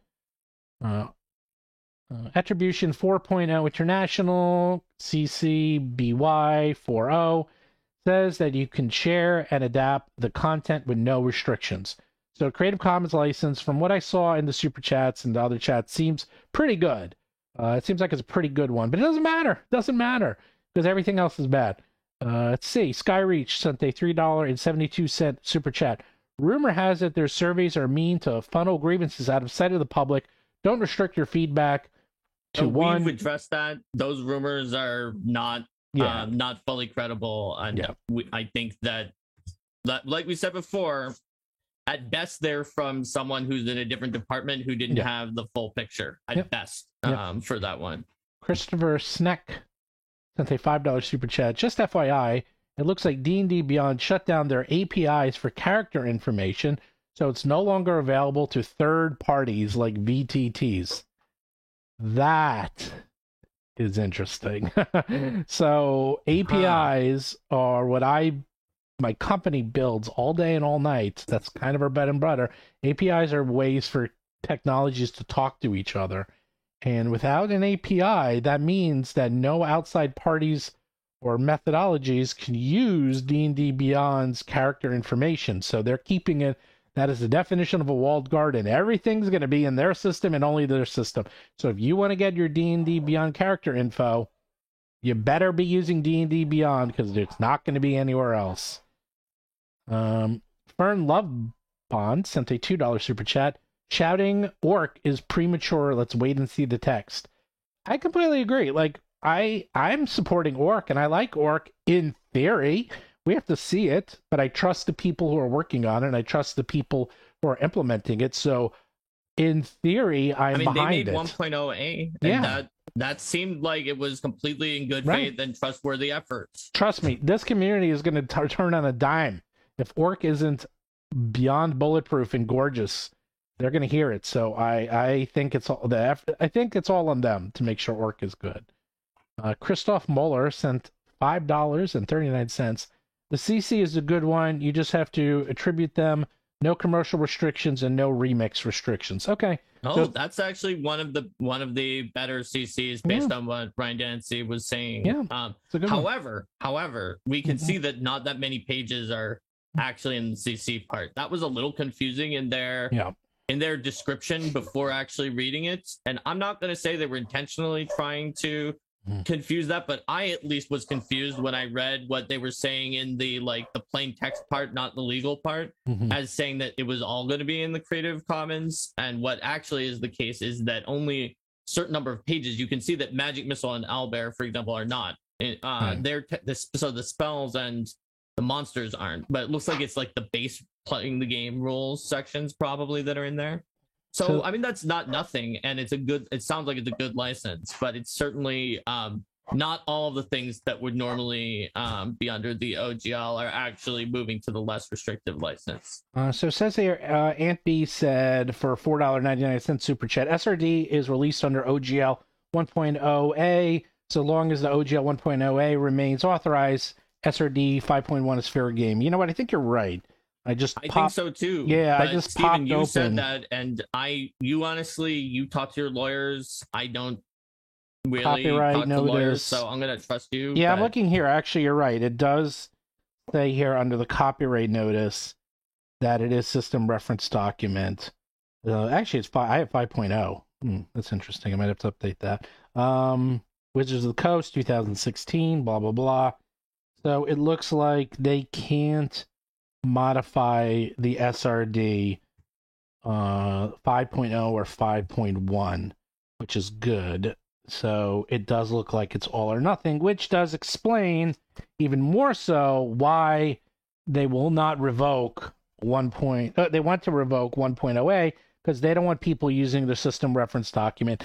And remember, they did with 5.2, they did say they were adding like the Artificer and a few other things, and they were like trying to make a little carrot for people to use that because they want people to move over to it. So they're saying, here we go, we're putting new things in here. By the way, yeah, it's interesting. The copyright notes, I'm looking at some other books. It actually says System Reference Document 5.0, not 5.01. And I'm looking at some other books, some 5e books. So I might have to update that. We expect 5.1 to be the 1D&D one. That's what I was saying since the beginning. This document says that only 5.1, which I assume is going to be the one for... I don't know which was... I thought 5.1 was the new one. I guess it's 5.0 is the current and 5.1. And 5.0 is the old one. So presumably... Got it. I think, right? So I don't know. What they're saying is you can only use 1D&D and further, and you can't use... So one of the things this would do is prevent you from doing 5e content, period. Or anything that didn't use the 1D&D stuff. Exactly. That would also affect people who were retro clones or were like Pathfinder or other things that were affected by that used an even earlier version of the SRD. John Rice sent a $10 super chat and says, how do you see this impacting my SRD sites? I don't know. I have a feeling those are all coming down, buddy. If this gets through, they don't want anything. They basically are doing scorched earth approach. They want all references of SRD 5.0 and OGL 1.0. They were like, that's gone, man. It's 6th edition. That's the only thing they're going to want that anyone could ever find or use going forward. That's why they're revoking it. They want it gone. They want it gone. That it is removed from the internet and no one can find it even if they wanted to. Let's see. David sent a $2 super chat and said, TSR steps forward into the Dark Sun universe. That's when we were talking about restricting questionable content. So I agree. Dark Sun was awesome. And boy, talk about questionable content. That entire realm, that entire theme was very questionable. Splinterverse sent a $10 super chat. Thanks for keeping us all informed. This draft gives me more optimism that I've had for our future books, but yes, we should make requests on specific language changes. Yeah, it started out okay, but the more I'm looking at it and thinking about it, I'm like, this is not good. It's still restrictive of VTTs. And, you know, the thing, you might say, what do I care? What do I care about a VTT? I'm going to tell you why. Because a lot of third-party publishers are starting to make more and more and more money, not on their books and not even on their PDFs, but on their VTTs. And that's important because I imagine in 5 years, I don't think books are going away anytime soon, but I can see, a lot of people are going online. A lot of people are buying stuff for their VTT. And if they're making it that they're the only VTT in town and everyone is going to want to use theirs, that's why I think they're giving up all this stuff. They're starting to think they were being very short-sighted. Completely blocking the other VTTs. No, but they're blocking so many features. Right. But before they were short-sighted. You see, they were so heavy-handed it was disgusting. Now they're saying, fine, you win. You can make your books, you can make your PDFs, you can do all that, but we still own the VTT space, and no one can make anything for 5th edition ever again. That's it. That's their line in the sand. And I don't think they're budging. Dark Lord Common sent a $5 super chat. Irrevocable, meaning the content license under this license can never be withdrawn from the license. Not that they can't later just deauthorize 1.2. Exactly. They have this ability to deauthorize it and void it. So it's irrevocable, except if we deauthorize it and make it null and void. Loophole. Knights of Last Call sent a $10 super chat. Take the over or under on 10.5 being the number of new D&D clones that get spawned over the next 12 to 18 months. Hope your boys are doing well. Smiley face. So he's saying in the next 18 to 8, everyone in chat, in the next 12 to 18 months, do you think more than 10.5 or less than 10.5 D&D clones will be made in the next year to year and a half? So if you think 11 or more, you take the over. If you think 10 or less, you take the under.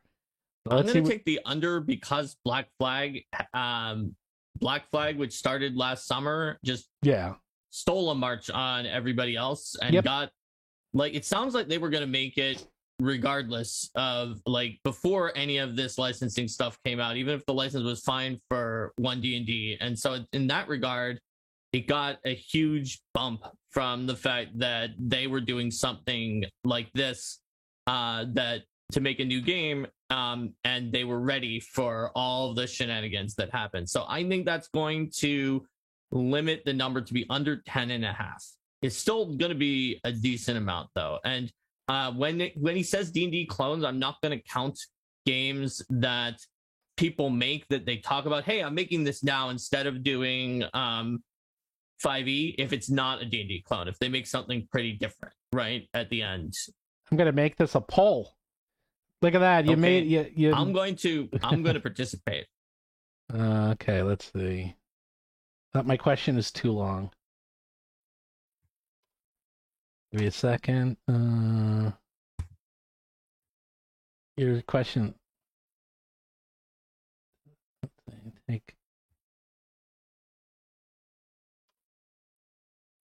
Oh my god, it's one word too long. Let's take off the period. There we go. One character too long. There we go. Pull away. Derek, you got your money's worth. We'll see what people say. Artem S. wrote for $2.66. They also restrict trials by jury. Injunctions. Yeah, they did. You never signed that. Done. Ninth Ad said $20.81. Said they redefine perpetual irrevocable to be watered down and only apply to past published works. Gives them a way to legally deauthorize 1.2 in a way they can't with 1.0a. This lets them reintroduce 1.1 changes. Yes, basically there is a poison pill in there where they can void this and make this null and void, and then they reintroduce 1.3, and 1.3 is atrocious, and because you signed 1.2. Although if you signed 1.2, it would become the Wild West. I'm going to wait on this because I think this might not work the way they think it does, because let's just say you're using 1.2 and then they make it null and void and there's nothing out there. So either no one can publish anything and they're the only game in town, or everyone can publish everything because it's their responsibility to have 1.3 come out before they revoke 1.2. I don't know the legality of that. That's a lawyer, but in theory, it sounds bad. David Smolin sent a $5 super chat. See, just says that not going after someone for breaking license doesn't set a precedent for anyone else. Yeah, that's what we were talking about before. Yeah, that's what we thought too. Yeah. Romy sent $2 super chat. Is DNA 5.0 content use SRD 5.0 or 5.1? I guess it's 5.0. For some reason, I thought it was 5.1. That might be my bad. I'm looking at my books, and all my books say SRD 5.0. So I have a feeling that it's 5.0, and there's the current one, and 5.1 will be the new one. So that's my bad. Tiger Eye sent a $5 super chat. Hey guys, RPG World News. Stephen and Mark once stated OGL 1.0A gone. Nope. Plus, you don't trust WotC to change things, Paizo at all. Please don't stop Orc. So, yep, basically, yeah. Thanks, Tiger Eyes. MMA history and highlights. That's a cool one. $5 super chat. We have to demand that all past and future versions of the SRD be published with the OGL 1.2. Yeah, that's never going to happen. They want to kill it. They're basically asking there that nothing can be removed SRDs from the past. They're trying to kill. They're trying to draw a line in the sand and just kill everything. They're like, OGL and SRD, that's gone. You can only use everything going forward from this day on, and you have to use 6th edition Dungeons and Dragons. Can't write 5th edition, and you have to use RVTT if you want cool stuff. And by the way, we could change it at any time by making it illegal and revoking it and starting again. So, the more I'm thinking about this, more I'm not liking this. M. Doc Fry sent a $5 super chat.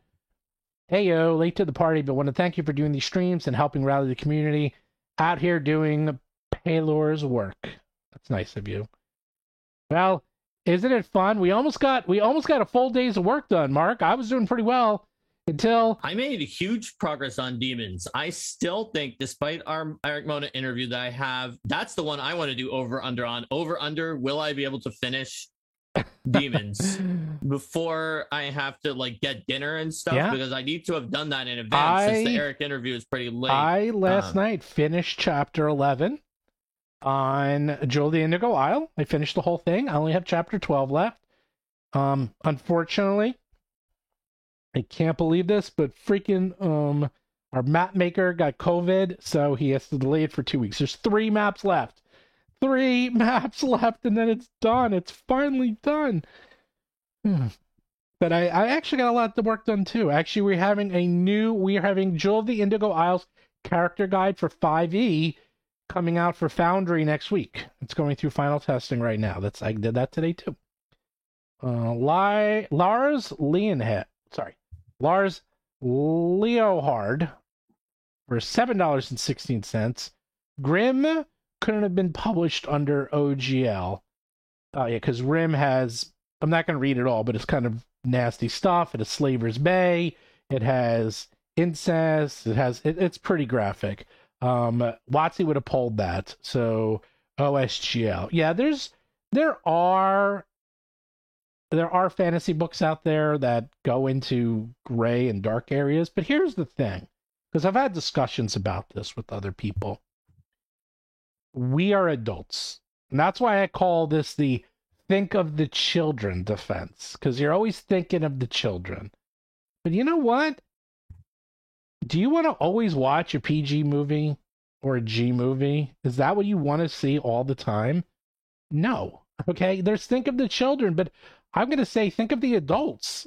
Adults might want to roleplay graphic body horror or want to roleplay something that might be outside someone else's comfort zone. And heck, I'd say Aliens might be outside someone's comfort zone. And there's a whole role-playing game just based on that. We shouldn't be policed by other people's morals. And I get it, they're quote trying to protect the brand because they want it to become a watered down children's brand, and suddenly everyone has to worry about what they come out with, and everything associated with D&D is all Disneyfied. So yeah. Look, I can sort of see from the point of view of people at WotC that there's some really vile stuff, There is. okay, that they don't want to be on there, which 1.08 probably already prevents.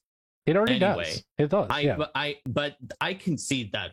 I do. There's stuff that you definitely would not want to be in it. But the problem with them having sole right to claim it's anything means that they can just use that to go after people they don't like. And once they've revoked it there, then that's sort of it for you. Even if you're doing something that is not something that people in general would consider to be an issue. And I know that in 1.1, their clarification of we have full rights for this. And yes, if we overreach, then the community will get upset. But the thing is that if you're a smaller creator and you're just one smaller creator that they come after, that might not be enough to get as big of a community uproar as this entire license that came after everybody at the same time did. It's kind of like the idea of, do you boil a frog slowly and it doesn't notice versus just they turned up the dial all the way to boiling instantly, and so everybody noticed. I mean, they tried to do it secretly, so they weren't doing that, but because of the leak. Whereas here, I feel like that is something that could have concerns, but I do see why they want to have something related to that too. Everyone is asking, just to prove my point, everyone's like, what's the setting? What's the setting? I want to check out the setting. I'm like, you see? People want this, okay? It's like, look, we're freaking adults. We pay taxes. We have jobs. If I want to run a story and where I'm the Chainsaw Massacre and I'm like killing people, so be it, man. Like, that's with me and my friends, and you shouldn't be able to decide that. Well, I mean, if you're publishing something with the D&D creator logo, and not saying the Chainsaw Massacre, right. but let's say you're publishing something that's just like hugely racist with the D&D logo on it. Yeah, but that's the problem. It's not the full D&D logo. It says the creator logo. 100% right, but the problem is who defines where the line is.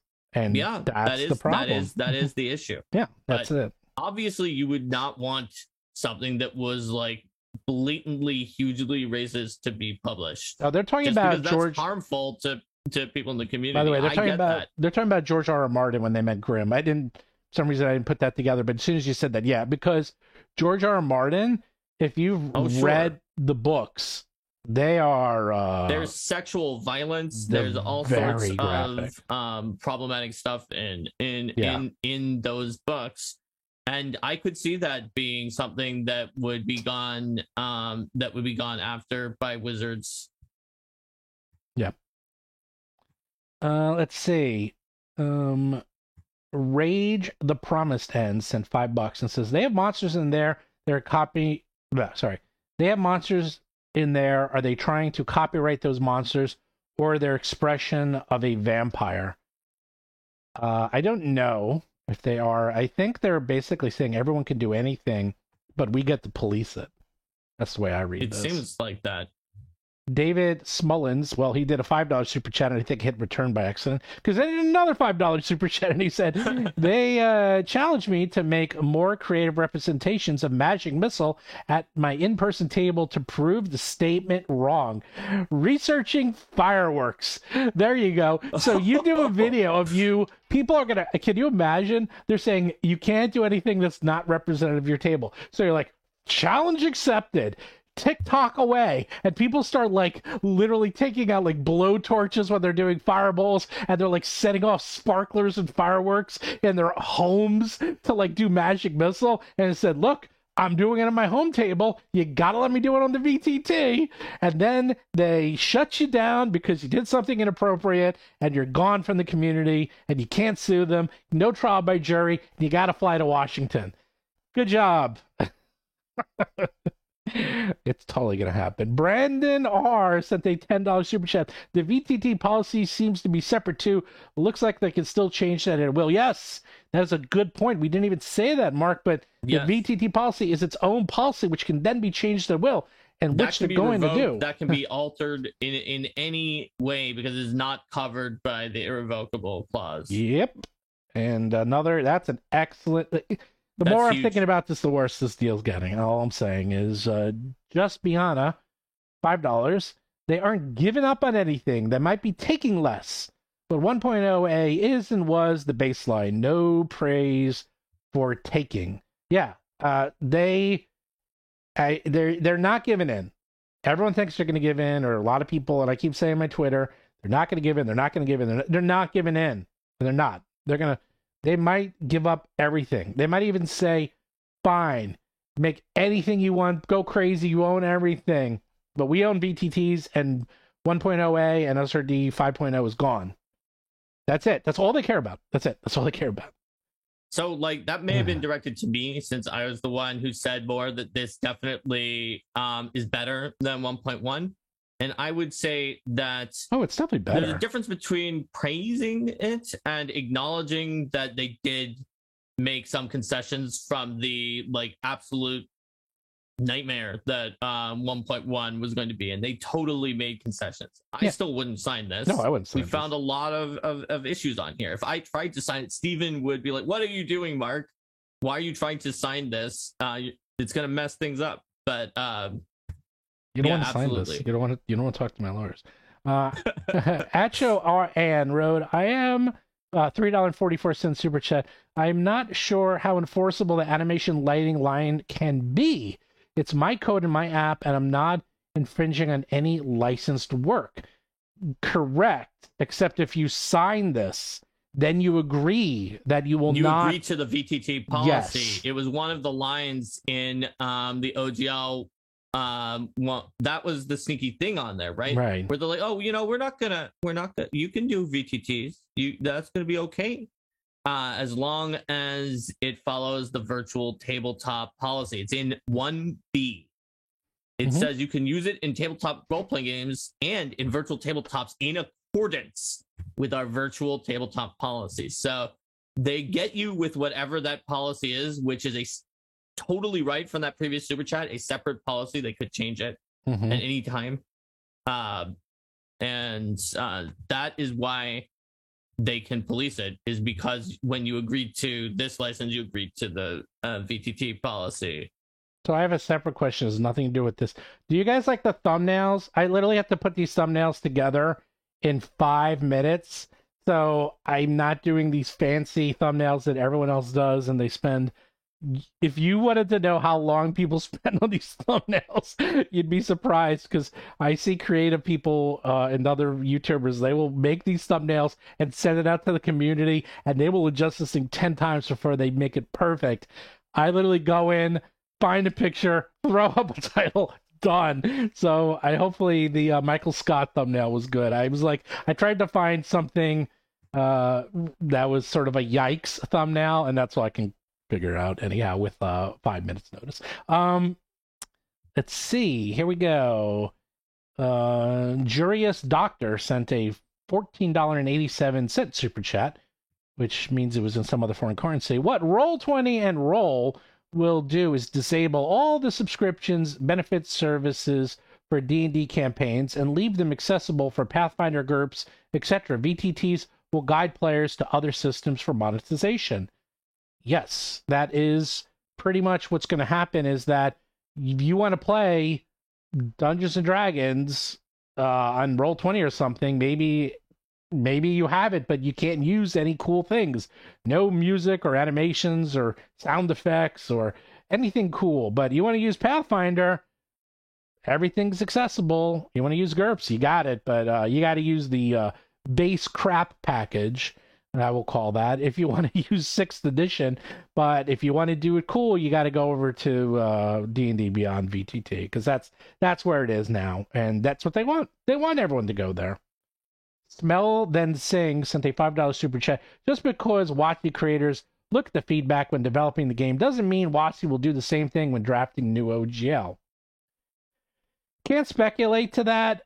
But I don't know. It's true that it's different people who are drafting the OGL, True. Right, than the design team. So the design team being scrupulous at looking at feedback and at making those changes, that the super chat is right, that we don't know whether that means anything about whether the lawyers and the executives will actually do the same thing when it comes to the feedback on the OGL. They say that they're going to, but we don't know that until we see what happens. In fact, it's going to be hard to say because I doubt they're going to make all of the feedback public for someone to go through. So nobody's really going to be able to know for sure. It comes down to a matter of trust. Mm-hmm. So Derek, here's your answer. Almost 50-50, freaking close. 10 or less, the number of D&D clones that get spawned in the next year to year and a half. 53%. 11 or more, 46%. And I probably moved the needle by publicly answering it before. No, I think everyone's guessing, and that's a 50-50 split. That's literally flipping that was literally flipping a coin. There you go. Let's see. Let's see. I think we may have actually made it into ones that I have. I'm up to Chloe is a $3.72 I realized super chat. I saw the vampire one that you well, let me keep going. About before. Yeah, there's a lot more. Chloe said, doesn't stop VTTs also affect streams, removing halting effects, etc. And VTTs will change how one can stream again so much. Of course it does, because now a lot of people watch streams, so that is very important because they're going to want people to use their VTTs. So you go on Twitch, you go on YouTube, you're watching a VTT, and you're like, cool, what is that? And I want to use it. They want everyone. I'm a broken record here. I think I'm just going to put that on my bio now.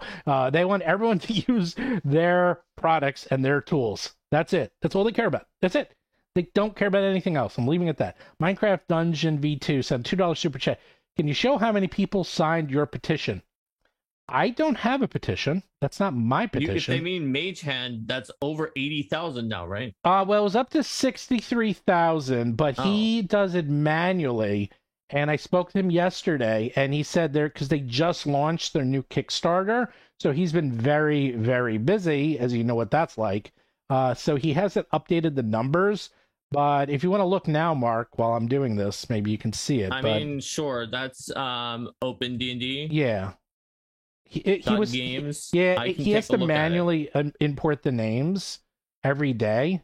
So he has to. So I don't know what the number was. It hasn't moved in a week though.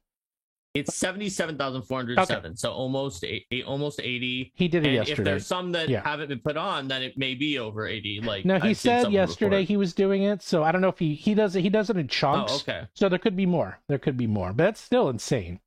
Yeah, that's so many people. Yeah, that's and not only that, you have what's called like heavy users, and those are people who like really use the game, and that's what drives your community. That's what is like you guys and me and you. We're the heavy users. Like we're the ones who live and breathe this, and that's a lot of people signing this. That is not good. Well, not good for them. Lazy Lurker Bro sent a $4.99 super chat. It says, in these rules, would VTTs be able to use animations, etc., for non-D&D games as long as you're disabled for D&D? Specifying would be some improvement. Probably not. It probably means if you're a VTT owner, you would have to sign this, and then you can't use it in anything. And I don't know. Like, if I'm developing a Foundry module or a Roll20 module, can I put animations in my modules? I don't know, because this is not complete. This is a draft, and there's definitely way too many holes in this VTT license. If it says you can't, then I'm not signing it, because that's where the future money is. Let me tell you. Lord God sent a $3.72 super chat and says, how is this not anti-competitive? Like Pixar telling DreamWorks that animated eyes are theirs and they can't use. I don't think this is defensible. I don't know exactly what you're talking about, but I know what you're getting at is like, they can't just control VTTs. They can't just control animations.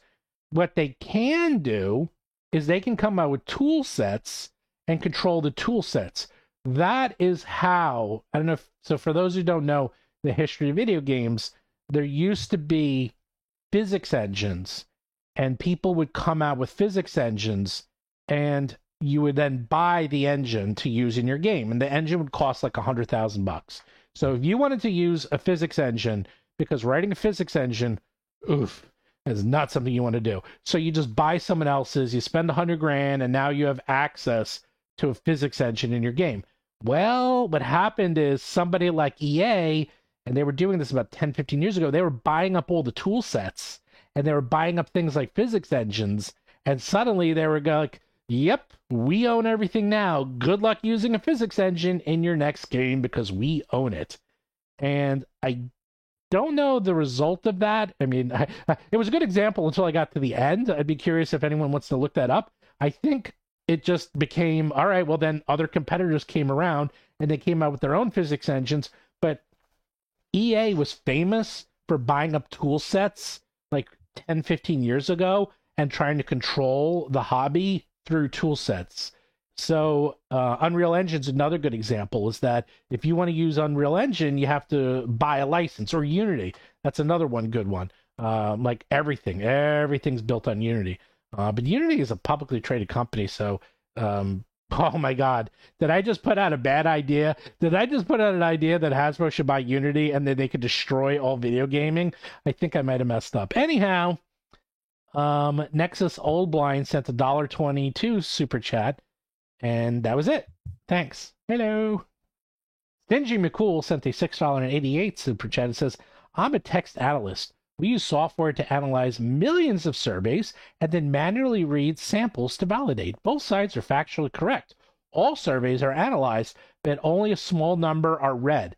I know this. I don't know about the part where people are putting in comments, but I do know that that's a fact, that you actually only need a very small sample size to get a pretty accurate survey. You don't need, if you're trying to find out what 10 million people think, you don't need to ask all 10 million. You could actually ask. If you get a representative sample. Correct. Correct. If you get a representative sample. Big if, and nobody does in the RPG industry, including WotC and Paizo, because they're opt-in surveys. That's never going to give you a representative sample. Right. But that's the best you can do. And in fact, that's been a big issue, actually. I'm not going to get into it, but like in elections, why a lot of the surveying tools actually have been very wrong in the last 10 years. The survey tools have actually been quite off. It's because they're getting much worse at getting accurate representation. In the old days, they used to get, for whatever reason, when they were doing polling, they would use less technology and they were getting much more accurate representation, and now they don't. The problem with this also, because most people are going to fill out the survey are people like us or people that are really into the hobby. So I don't know how representative this is going to be. Shelby Austin said $5. Concerned how WotC's plan will affect already existing 3D VTTs like Tailspire, which are designed to model translations like Hero Forge STLs. Yeah. You're probably going to be seen in court. They're going to probably sue you. I don't know if they have any way to sue you, and they probably wouldn't hold up, but they're going to probably try because they want to be the only game in town. They're going to have to try because otherwise they will. It'll be that they didn't try. Exactly. You have to protect. That's a part of aspect of law, is that if you don't protect your brand, the law will look down on that and say that if you don't actively go out and protect your brand and technologies, then you're leaving it open for other people to use. So that's why they added that thing to 1.2, but the VTT doesn't fall under that. So therefore they kind of have to, it seems like. Yeah, I'm a little worried about you guys. I'll be dead serious. You might want to talk to your lawyers. Severin sent a $5 super chat and says, since it appears they're dead set on going down the deauthorization 1.0 route, in your opinion, when do you think potential legalities will happen to defend? When this is codified. As soon as this is codified and they're saying this is the law of the land, take it or leave it, the lawsuits will begin. There's nothing you can sue on now. It's all rumor and speculation. There's nothing to sue for either side. So that's the answer. They're probably going to wait till after the movie. I think they're waiting till things really calm down. I'd say in the summer, when people are, especially August, when everyone's out and on vacation and no one cares. I have a feeling we're going to. I'm not putting this down as my 100% accurate mark, but let's put it down as my 95% accurate. I think if I was them, it probably. You think, but there's still a chance that won't happen. I'd say August is when they're going to actually try to release the final language of 2023. I think that's when they do it. Agel sent a $10 super chat. Let's tone down the hyperbolic statements like fog warn music and sounds and animations being banned from VTTs. That's completely unenforceable. Hold on. Wait, it's still more. VTTs, they literally said they're banning animations. Yes. VTTs that's not us making a hyperbolic statement. Yeah. They literally said that they're not permitted and that they're banned under their policy. Yep. So I will read that for you again, just so you can make sure. Yeah, we're not saying what it. isn't permitted are features that don't replicate your dining room table storytelling. If you replace your imagination with an animation of the magic missile streaking across the board to strike your target, that's not the tabletop experience. That's more like a video game. That is what they said. That is directly what they said. That is not extrapolation. Lighting, that's a question. That's fog of war. Those are extrapolations. They sure do seem to fall under that category to me, if an animation does. But animation, that's what they said in the policy. That's not us. Angel just wrote something and says, yeah, they get it. They're just saying, not that we said it, but they're trying to do something that's completely unenforceable. Oh, yeah. I'm just saying that is what WotC had in there. Yeah. And for example, they said VTT support other games WotC has 0 save over. That's correct. VTTs, and I'd even say virtual tabletop, which I use like all the time, which has animations galore in it. Like, and people can play D&D on the virtual tabletop. Does that, like, they're going down a very slippery slope and they're trying to control the more I think about it, the worse this is. The worse this deal is getting, the more I think about it. It's like, it's just, they can't do this. They're trying to control two things: VTTs and 5.0 going extinct. Neither of which they have the ability to, but they're gonna try. Aunt B sent a $4.99 super chat. I found the SRD 5.1 from WotC's website. I don't know. You want to look that up real quick if there is I don't know. I thought they were up to the OGL 1.0A has SRD 5.0. So maybe there is a 5.1 and they are going to 5.2. I might be wrong. Jason Hawkins sent a $10 super chat. I'm over it.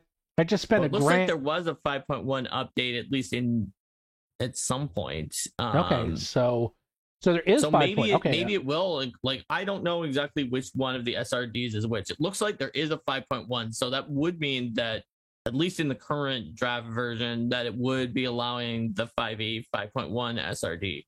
Now, obviously, they might change the 5.1 to not say the same things that it does now, right. That being the case. Well, that's why it says SRD 5.0 in all the original language. And it hasn't been updated since the year 2000, so that is old.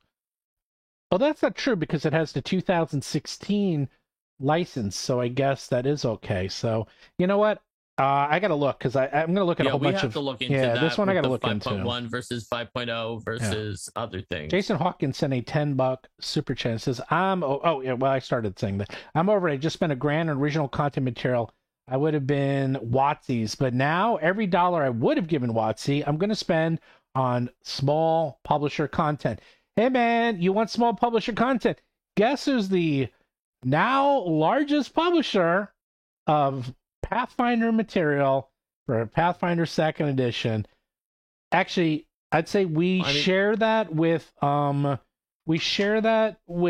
Legendary Games. Legendary Games also puts out a lot of second edition content. I feel like we may have wound up putting out more, but I'm not in terms of volume, but I'm not sure about We're pretty close. I'd say we're neck and neck. I will say we're very small. Yeah. Like, it's literally the two of us, and then so literally everything you see, like, obviously freelance artists, and we have people come on to help for certain things, like Eleanor Farron helped do some of the art direction for Eldamon, and we've got the 5e team that converts it, but the two of us are the only, like, the core of You want to The help a small company. publisher? Let's see. The podcasts. I don't know how we do this, Mark. Let's see. 2 podcasts a The week. Plus, two of us are a little I wild, and we do run too much. I run 2 podcasts. We publish, I don't know, like 12 books last year. We run the site. I run the Facebook. We have a Discord with 3,200 people in it. We have hundreds of games in our Discord. We do this now. Like, and I have another company that I run, and I have 2 kids and 2 dogs, and I even play video games and watch TV. One of the reasons Mark and I work together is because Mark and I are insane, and we can work ridiculously fast, like ridiculously fast. But everything you see, more or less, is the work of 2 people and a lot of good freelancers and volunteers. So please support us. Go to battlezoo.com. We're finishing stuff up. I'm actually ramping up to help out. We're working. By the way, Mark, I have exported out all the text for Battlezoo Bestiary Strange and Unusual, and Nice. I got in touch with William, and he got all 11 monsters ready, and he's going to work on them this week and finish them for me. All 11. New monster. He got 11 monsters to do. Oh, nice. William is William of the who drew the Black Flag art, that artist. That's great. Yep. He's good. I like his stuff. His stuff is fantastic. He drew the Goblin Troop. Oh my God, I got to show you the Goblin Troop. That's a cool. Oh yeah, the Goblin like circus troop. The Goblin Circus Troop, which is a monster in the Strange and Unusual. It is fantastic. I'm gonna run. That might be. People always ask what your favorite is. That one might turn into be my favorite because it's literally a Goblin Circus Troop as a monster. So if you want to play a Goblin Circus Troop, you know what he's also doing? He's doing the Demon Shepherd. It looks so good. Let's see. Aunt B wrote a $1.99 super chat. It says correction D&D specific website. He found it, or they found it on the SRD 1.5 on D&D, not WotC. Okay. Adam Deshawn sent $10 and says, "Is there any language that says you can modify SRD text into your own content? If so, you can publish OSR or 3.5 content by calling them modified SRD 1.5 rules." You can't change the SRD, but you can come out with your own content. The SRD just allows you to take the rules as written exactly from their books and republish it in your books. So it allows you don't have to rewrite the rules. You can just take their rules. That's what the SRD allows you to do. So you don't have to, like, if you want to use the text for Magic Missile, you can use the text for Magic Missile because it's in the SRD. You're allowed to. That's what it means. So if you want to rewrite it, you can. You just probably can't call it Magic Missile. But that's all the SRD is. Allows you to, instead of if you didn't have an SRD, you would have to recreate all the rules, and it would be a total nightmare, and everyone's books would be too big. It's trying to keep everything consistent. Pember Ling sent a $5 super chat and says, "Can they impact Fog of War since you can do that in your home games? We've done it drawing maps and paper to cover unexplored areas." That's a lawyer to decide. I completely agree. It's like Fog of War is one of those, well, I know a lot of people who do Fog of War in their home games, so could you restrict Fog of War? Probably. In fact, lighting effects, well, you can't have dim light. I'm like, really? I got a dimmer right here. Let me show you. I'm going to make it like light and now it's dark. You know, they're going to go down that route that you can recreate things at your home game. You better believe there's going to be TikToks coming out of people doing crazy things in their home game. I promise you. Alan Ambus sent $2 and says they need to make a list of their copyright TMs. I think they're talking about like what is copyrightable and what is trademarked that you can and can't use. Yes, they do actually. That is something. They can't leave it ambiguous because that is bad. Tiger Eye sent a $10 super chat and says, from SRD 5.1, permission to copy, modify, and distribute the files collectively known as the System Reference Document 5.1 is granted solely through the use of OGL 1.0A. Download it now. There you go. You know what? Might be time to change I'm going to double down on OGL 1.0A. I'm going to change all my OGLs to have 5.1 in there. Come after me. Let's see you do it, Hasbro. Do not want to sent a $3.72 super chat and says, notice the Creative Commons released material is the same material I finished and rewrote, released under Creative Commons at R Core 20, Core D20. It's a Discord channel. So yeah, a lot of people use Creative Commons to release their own content. If you don't want to use OGL, or if you want to have something, Creative Commons is usually how most people will release it. Anon Alderan had a $2 super chat. It says, so is the OGL a copyright or trademark license? It is neither. I don't think it's a copyright or a trademark license. It's its own license. And it allows you to use specific copyrights and trademarks as designated by Wizards of the Coast. It is, I don't know what the term is, a contract license or a private license. It is not, it is neither. It's neither of those. It's a license that allows you and tells you what you can and cannot use of Dungeons and Dragons license and materials. Tony sent a $5 super chat. I did security risk analysis on OGL 1.1, and all the issues that are in it are still in 1.2. I don't think this is by mistake. They want to destroy third-party publishers. Yep. The Chivalrous Walrus sent a $5 super chat. Think of the children as one of the most used phrases for pushing out something sinister in the long run. That is why we use it, because it is the think of the children. Everyone think of the children and ignore everything else, and it allows them to try to get away with things that they don't care about. Garibaka sent a $2 super chat. WotC site SRD 5.1 download references OGL 1.0a. Okay, so I guess we got to the answer of that. Is that there? So I was right. 5.1 is the most current. Right. You turned out to be right. 5.1 is current. Yes. Now that doesn't mean they can't change it. I actually have don't these think super they chats can. starting from here. June Solar for $5 said, Dark Sun, come to AthasCon on Discord. Then there was Chris Moore for $2. Force Missile has joined the chat for future VTTs. Tiger Eyes for $20 said, ratings.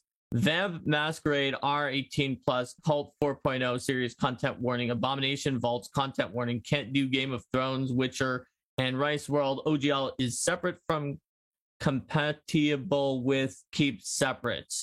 Yeah, basically, Abomination Vaults has content warnings. Game of Thrones, Witcher, the Witcher RPG just came out. I don't know if it uses the OGL or not, but yeah, there's a lot of adult content out there.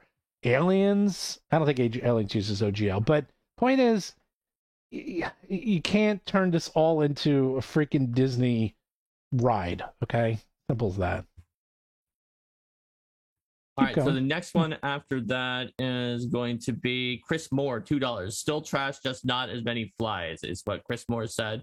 There's Joe, one before that. Oh, yeah, Joe. Yeah, with a lot of O's yes. for $5 said, WotC kicking up all this murk just so they can be the morality police is ironic. After the Spelljammer debacle, they have no credibility on this.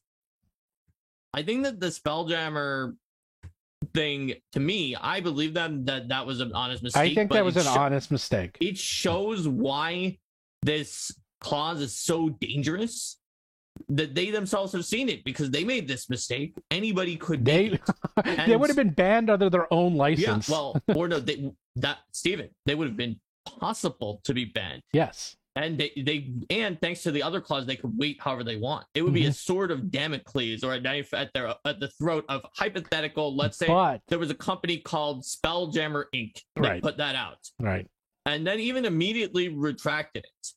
It would be sort of a sword of Damocles hanging over their head, and WotC could be like, "Hey, you know what? At any time we can kick you out. We would no notice." Because you did put that out at one point, which violated it. We don't have to, and we're not doing it yet. But now, it's basically, it's tricky because they showed by their good faith, honest effort that accidentally put that out, in my opinion. And I don't have proof that it was, but I'm going to assume that it was. But they showed that it can happen. even to them, it could easily happen to a small company that happens by accident, and there's not really any recourse. Yep. So Aaron Mortar for $5 said, I wonder how the VTT effect clause will affect Foundry that's self-hosted and moddable. I mean, that's a good question. Foundry absolutely has some of these things that they don't want you to have. Yep. Lazy Lurker Bro for $1.99 says, counter no animations with spell zoetropes. You know the zoetrope? That's the old animation thing that you would spin. Remember the horse that would animate, and you would put on a pencil, and it was just like, and it was like a little slot. That's a zoetrope. Yeah. June Solar for $5 says, bingo, D&D Beyond and their new VTT with exploding missile music will be the only place to play D&D 6e. You see, there's one thing 1.2 did allow us to latch on to. I can already see it, Mark. The next week, people are going to come out with a lot of creative ways to make spell effects work in their home games. That's all I'm going to be saying. I was going to say we're going to wait next year. I don't think we're going to have to wait more than next hour. Wow. I mean, if people are going to go crazy. They're going to figure out all the cool ways to make spell effects work on their home tables. I'm telling you right now. So my chat skipped to Don McLeary's super chat, so there may be more in between. There's a lot. Let me keep going. Crazy Buff. Yeah. Then $2 super chat. Is non-D&D conduct covered by hate section? Yes. This is the thing. This hate clause is such crap. It's already covered. All of our legals experts that have come on our channels, Ryan Dancy, it's already covered by copyright law and IP law. It's not necessary. End of content. Beard Monster sent a $2 super chat. 1.2 of 6th edition WotC decides what and how content is harmful. Correct. They are becoming the morality police. That is what we're all going to latch on to. That now they've changed the content, the situation. Fine, you get to keep everything, but we decide what is kosher and what is not. Sam Rocher sent a $50 Canadian dollar super chat, and he's been up there for quite a while. I still see you up there, buddy. Where would you suggest to look for high-quality artists for commission work for a custom book? Is there some sort of community for that? I want to eventually release a small PDF for a custom class. Sam, you spent $50 Canadian. I actually manage all the artists and all the artwork for all Battlezoo products. Send me a DM on Discord, and I will hook you up. You know how you do it? You do it through hard work, buddy. There's no community. I reach out and find artists. I actually look at all the artists that WotC uses, and that's how I started.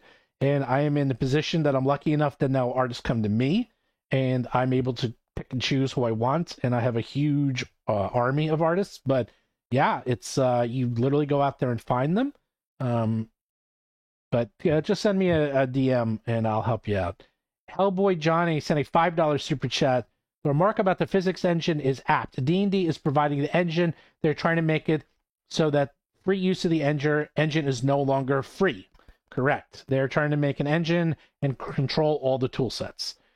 David Klein sent a $5 super chat. I just got the Pathfinder 2nd Edition starter box. What is the shipping time? Thanks for all this. Can't wait to switch over to it. I don't know what the shipping time is for your Pathfinder 2nd Edition box, but good job. I hope you get it soon. Stephen Wong sent a $4.99 super chat. That's it. I don't see your comment under if you did, but otherwise, thank you. I'm going to say stop the super chat. We're going to stop at 6, so we're going to stop at 15 minutes because we have an interview in 3.5 hours with Eric Mona, the chief creative officer of Paizo, and I want to see if I can finish these demon feats. Yeah, I got to have dinner. I got work to finish up, and I got stuff. Sensible Storm sent a $9.99 super chat from the service in D&D Beyond. Couldn't they state that all the negative reviews are in a coordinated campaign of trolls because they're mostly brand new non-sub accounts due to all of us canceling? Dude, they can say anything they want. It's a private company. It's not an officially licensed. Okay, if they really wanted to make this above board, they get a third independent party to come in and manage the comments. Then maybe I would believe them. Until then, they can do anything they want. They can just lie. They can just say, oh, we got the comments. Everyone loved what we're doing. I'm not saying they're going to do that. I'm not saying that they are that unethical, but is it possible? And is it allowed? Are there any laws or rules against it? Not that I'm aware of. Don McClellan sent $5 and says, truly, how does Hasbro come to the conclusion this is a good idea? They're trying to control the narrative, and they're trying to change the conversation from what it was, which is splits of revenue and all this other horrible stuff. And people might look at this and say, without doing deep dive analyzing, saying, "Oh, this isn't that bad compared to before." But obviously, as we are rules lawyering this to death, it's still pretty bad. The Molly J sent the $5 super chat. Can't WotC be sued for anticipated breach of contract? Anyone can sue anyone for any reason. Whether or not it'll be held up in court is the real issue. Yes, you could sue them now for them messing up your potential plans for something maybe you've been planning for a year or two, but it's going to take a while to get through courts, and you'll probably lose anyhow. Hellish Flora sent a $7.44 super chat. Bit worried about streamers. Steven, I think you mentioned this before with influencers. All WotC needs to do is get Critical Role on board with their cool D&D Beyond animations and reach the mainstream. So is this talking about streamers with respect to the VTTs used by the streamers on their stream? Right. And the streamers themselves are under a community policy. Although if you look at that policy carefully, it does seem to imply that WotC could like come after you if your sponsorship are something that they find to be potentially like damaging to Wizards, which I think nobody assumed meant a third-party publisher would count as that, but we're coming to learn that at least some people in Wizards consider third parties to be damaging competitors instead of people who are helping build the market. Yep. We have Michael West. Why not make a magic missile animation using cardboard to use on your dining room table? I told you I'm looking forward to all the animations out there. So looking forward to it. You could play a video on a separate device. Yeah. And that's my question about music and sound effects. Why can't I just obviously play those on a separate device? Why can't I just bring out my iPad and I have animations of magic missile stuff? Look, I'm doing an animation. I'm taking it. I'm putting it towards you. See, I'm doing that. Why can't I do that on my VTT? I'm doing that on my dining room table. Again, this is them just trying to gate everything. So Davaram said, I wonder if Black Flag is going to be the 5e equivalent of Osric to AD&D. They said it's going to be backwards compatible with their 5e books. So if it said it's going to be open, so it's probably not going to be exactly like Osric, where they try to use like one of the SRDs to get back into an earlier edition. I think they're going to try to avoid all of them. Then there is Daniel Moreno for $10. Thanks for being one of the leading sources on boiling down the mess Hasbro's caused. Speaking of, do you think WotC Hasbro have people listening to streams like this to gauge public reaction? I don't know, but what I do know is that based on my own personal experience, it's hard when if you're, especially if you're one of the creators who can't do anything about it, it's hard not to watch some of these things but then also it feels bad to watch them and you get into this cycle. So I bet there's at least some people who are watching these streams. And if you are watching this right now and you're one of the WotC creative staff who makes amazing games, then I hope that you take care of yourself and stop watching some of the streams that are like really vitriolic if you can. I couldn't do it, so I'm no ragging if you can't do it either, but try to find a way to deplug at least for part of the day, meditate or something, and just like, this can be bad. I've had things like this happen before, and it can be bad for mental health. I'm going to go one further. Are you ready? Okay.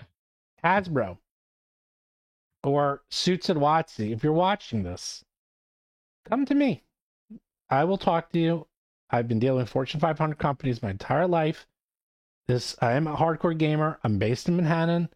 I will come to you and let's talk. Seriously, I will sit down and talk to you face to face, completely reasonable, and I will tell you, as a gamer, as a professional business person who's been doing this for 35 years, why you shouldn't go down this path.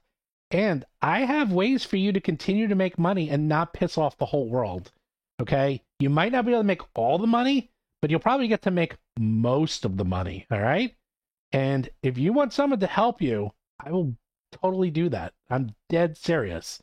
Okay. So, Lord God for $2 Canadian said, recreate a table. Check Atmos Seeker YT channel. Mm-hmm.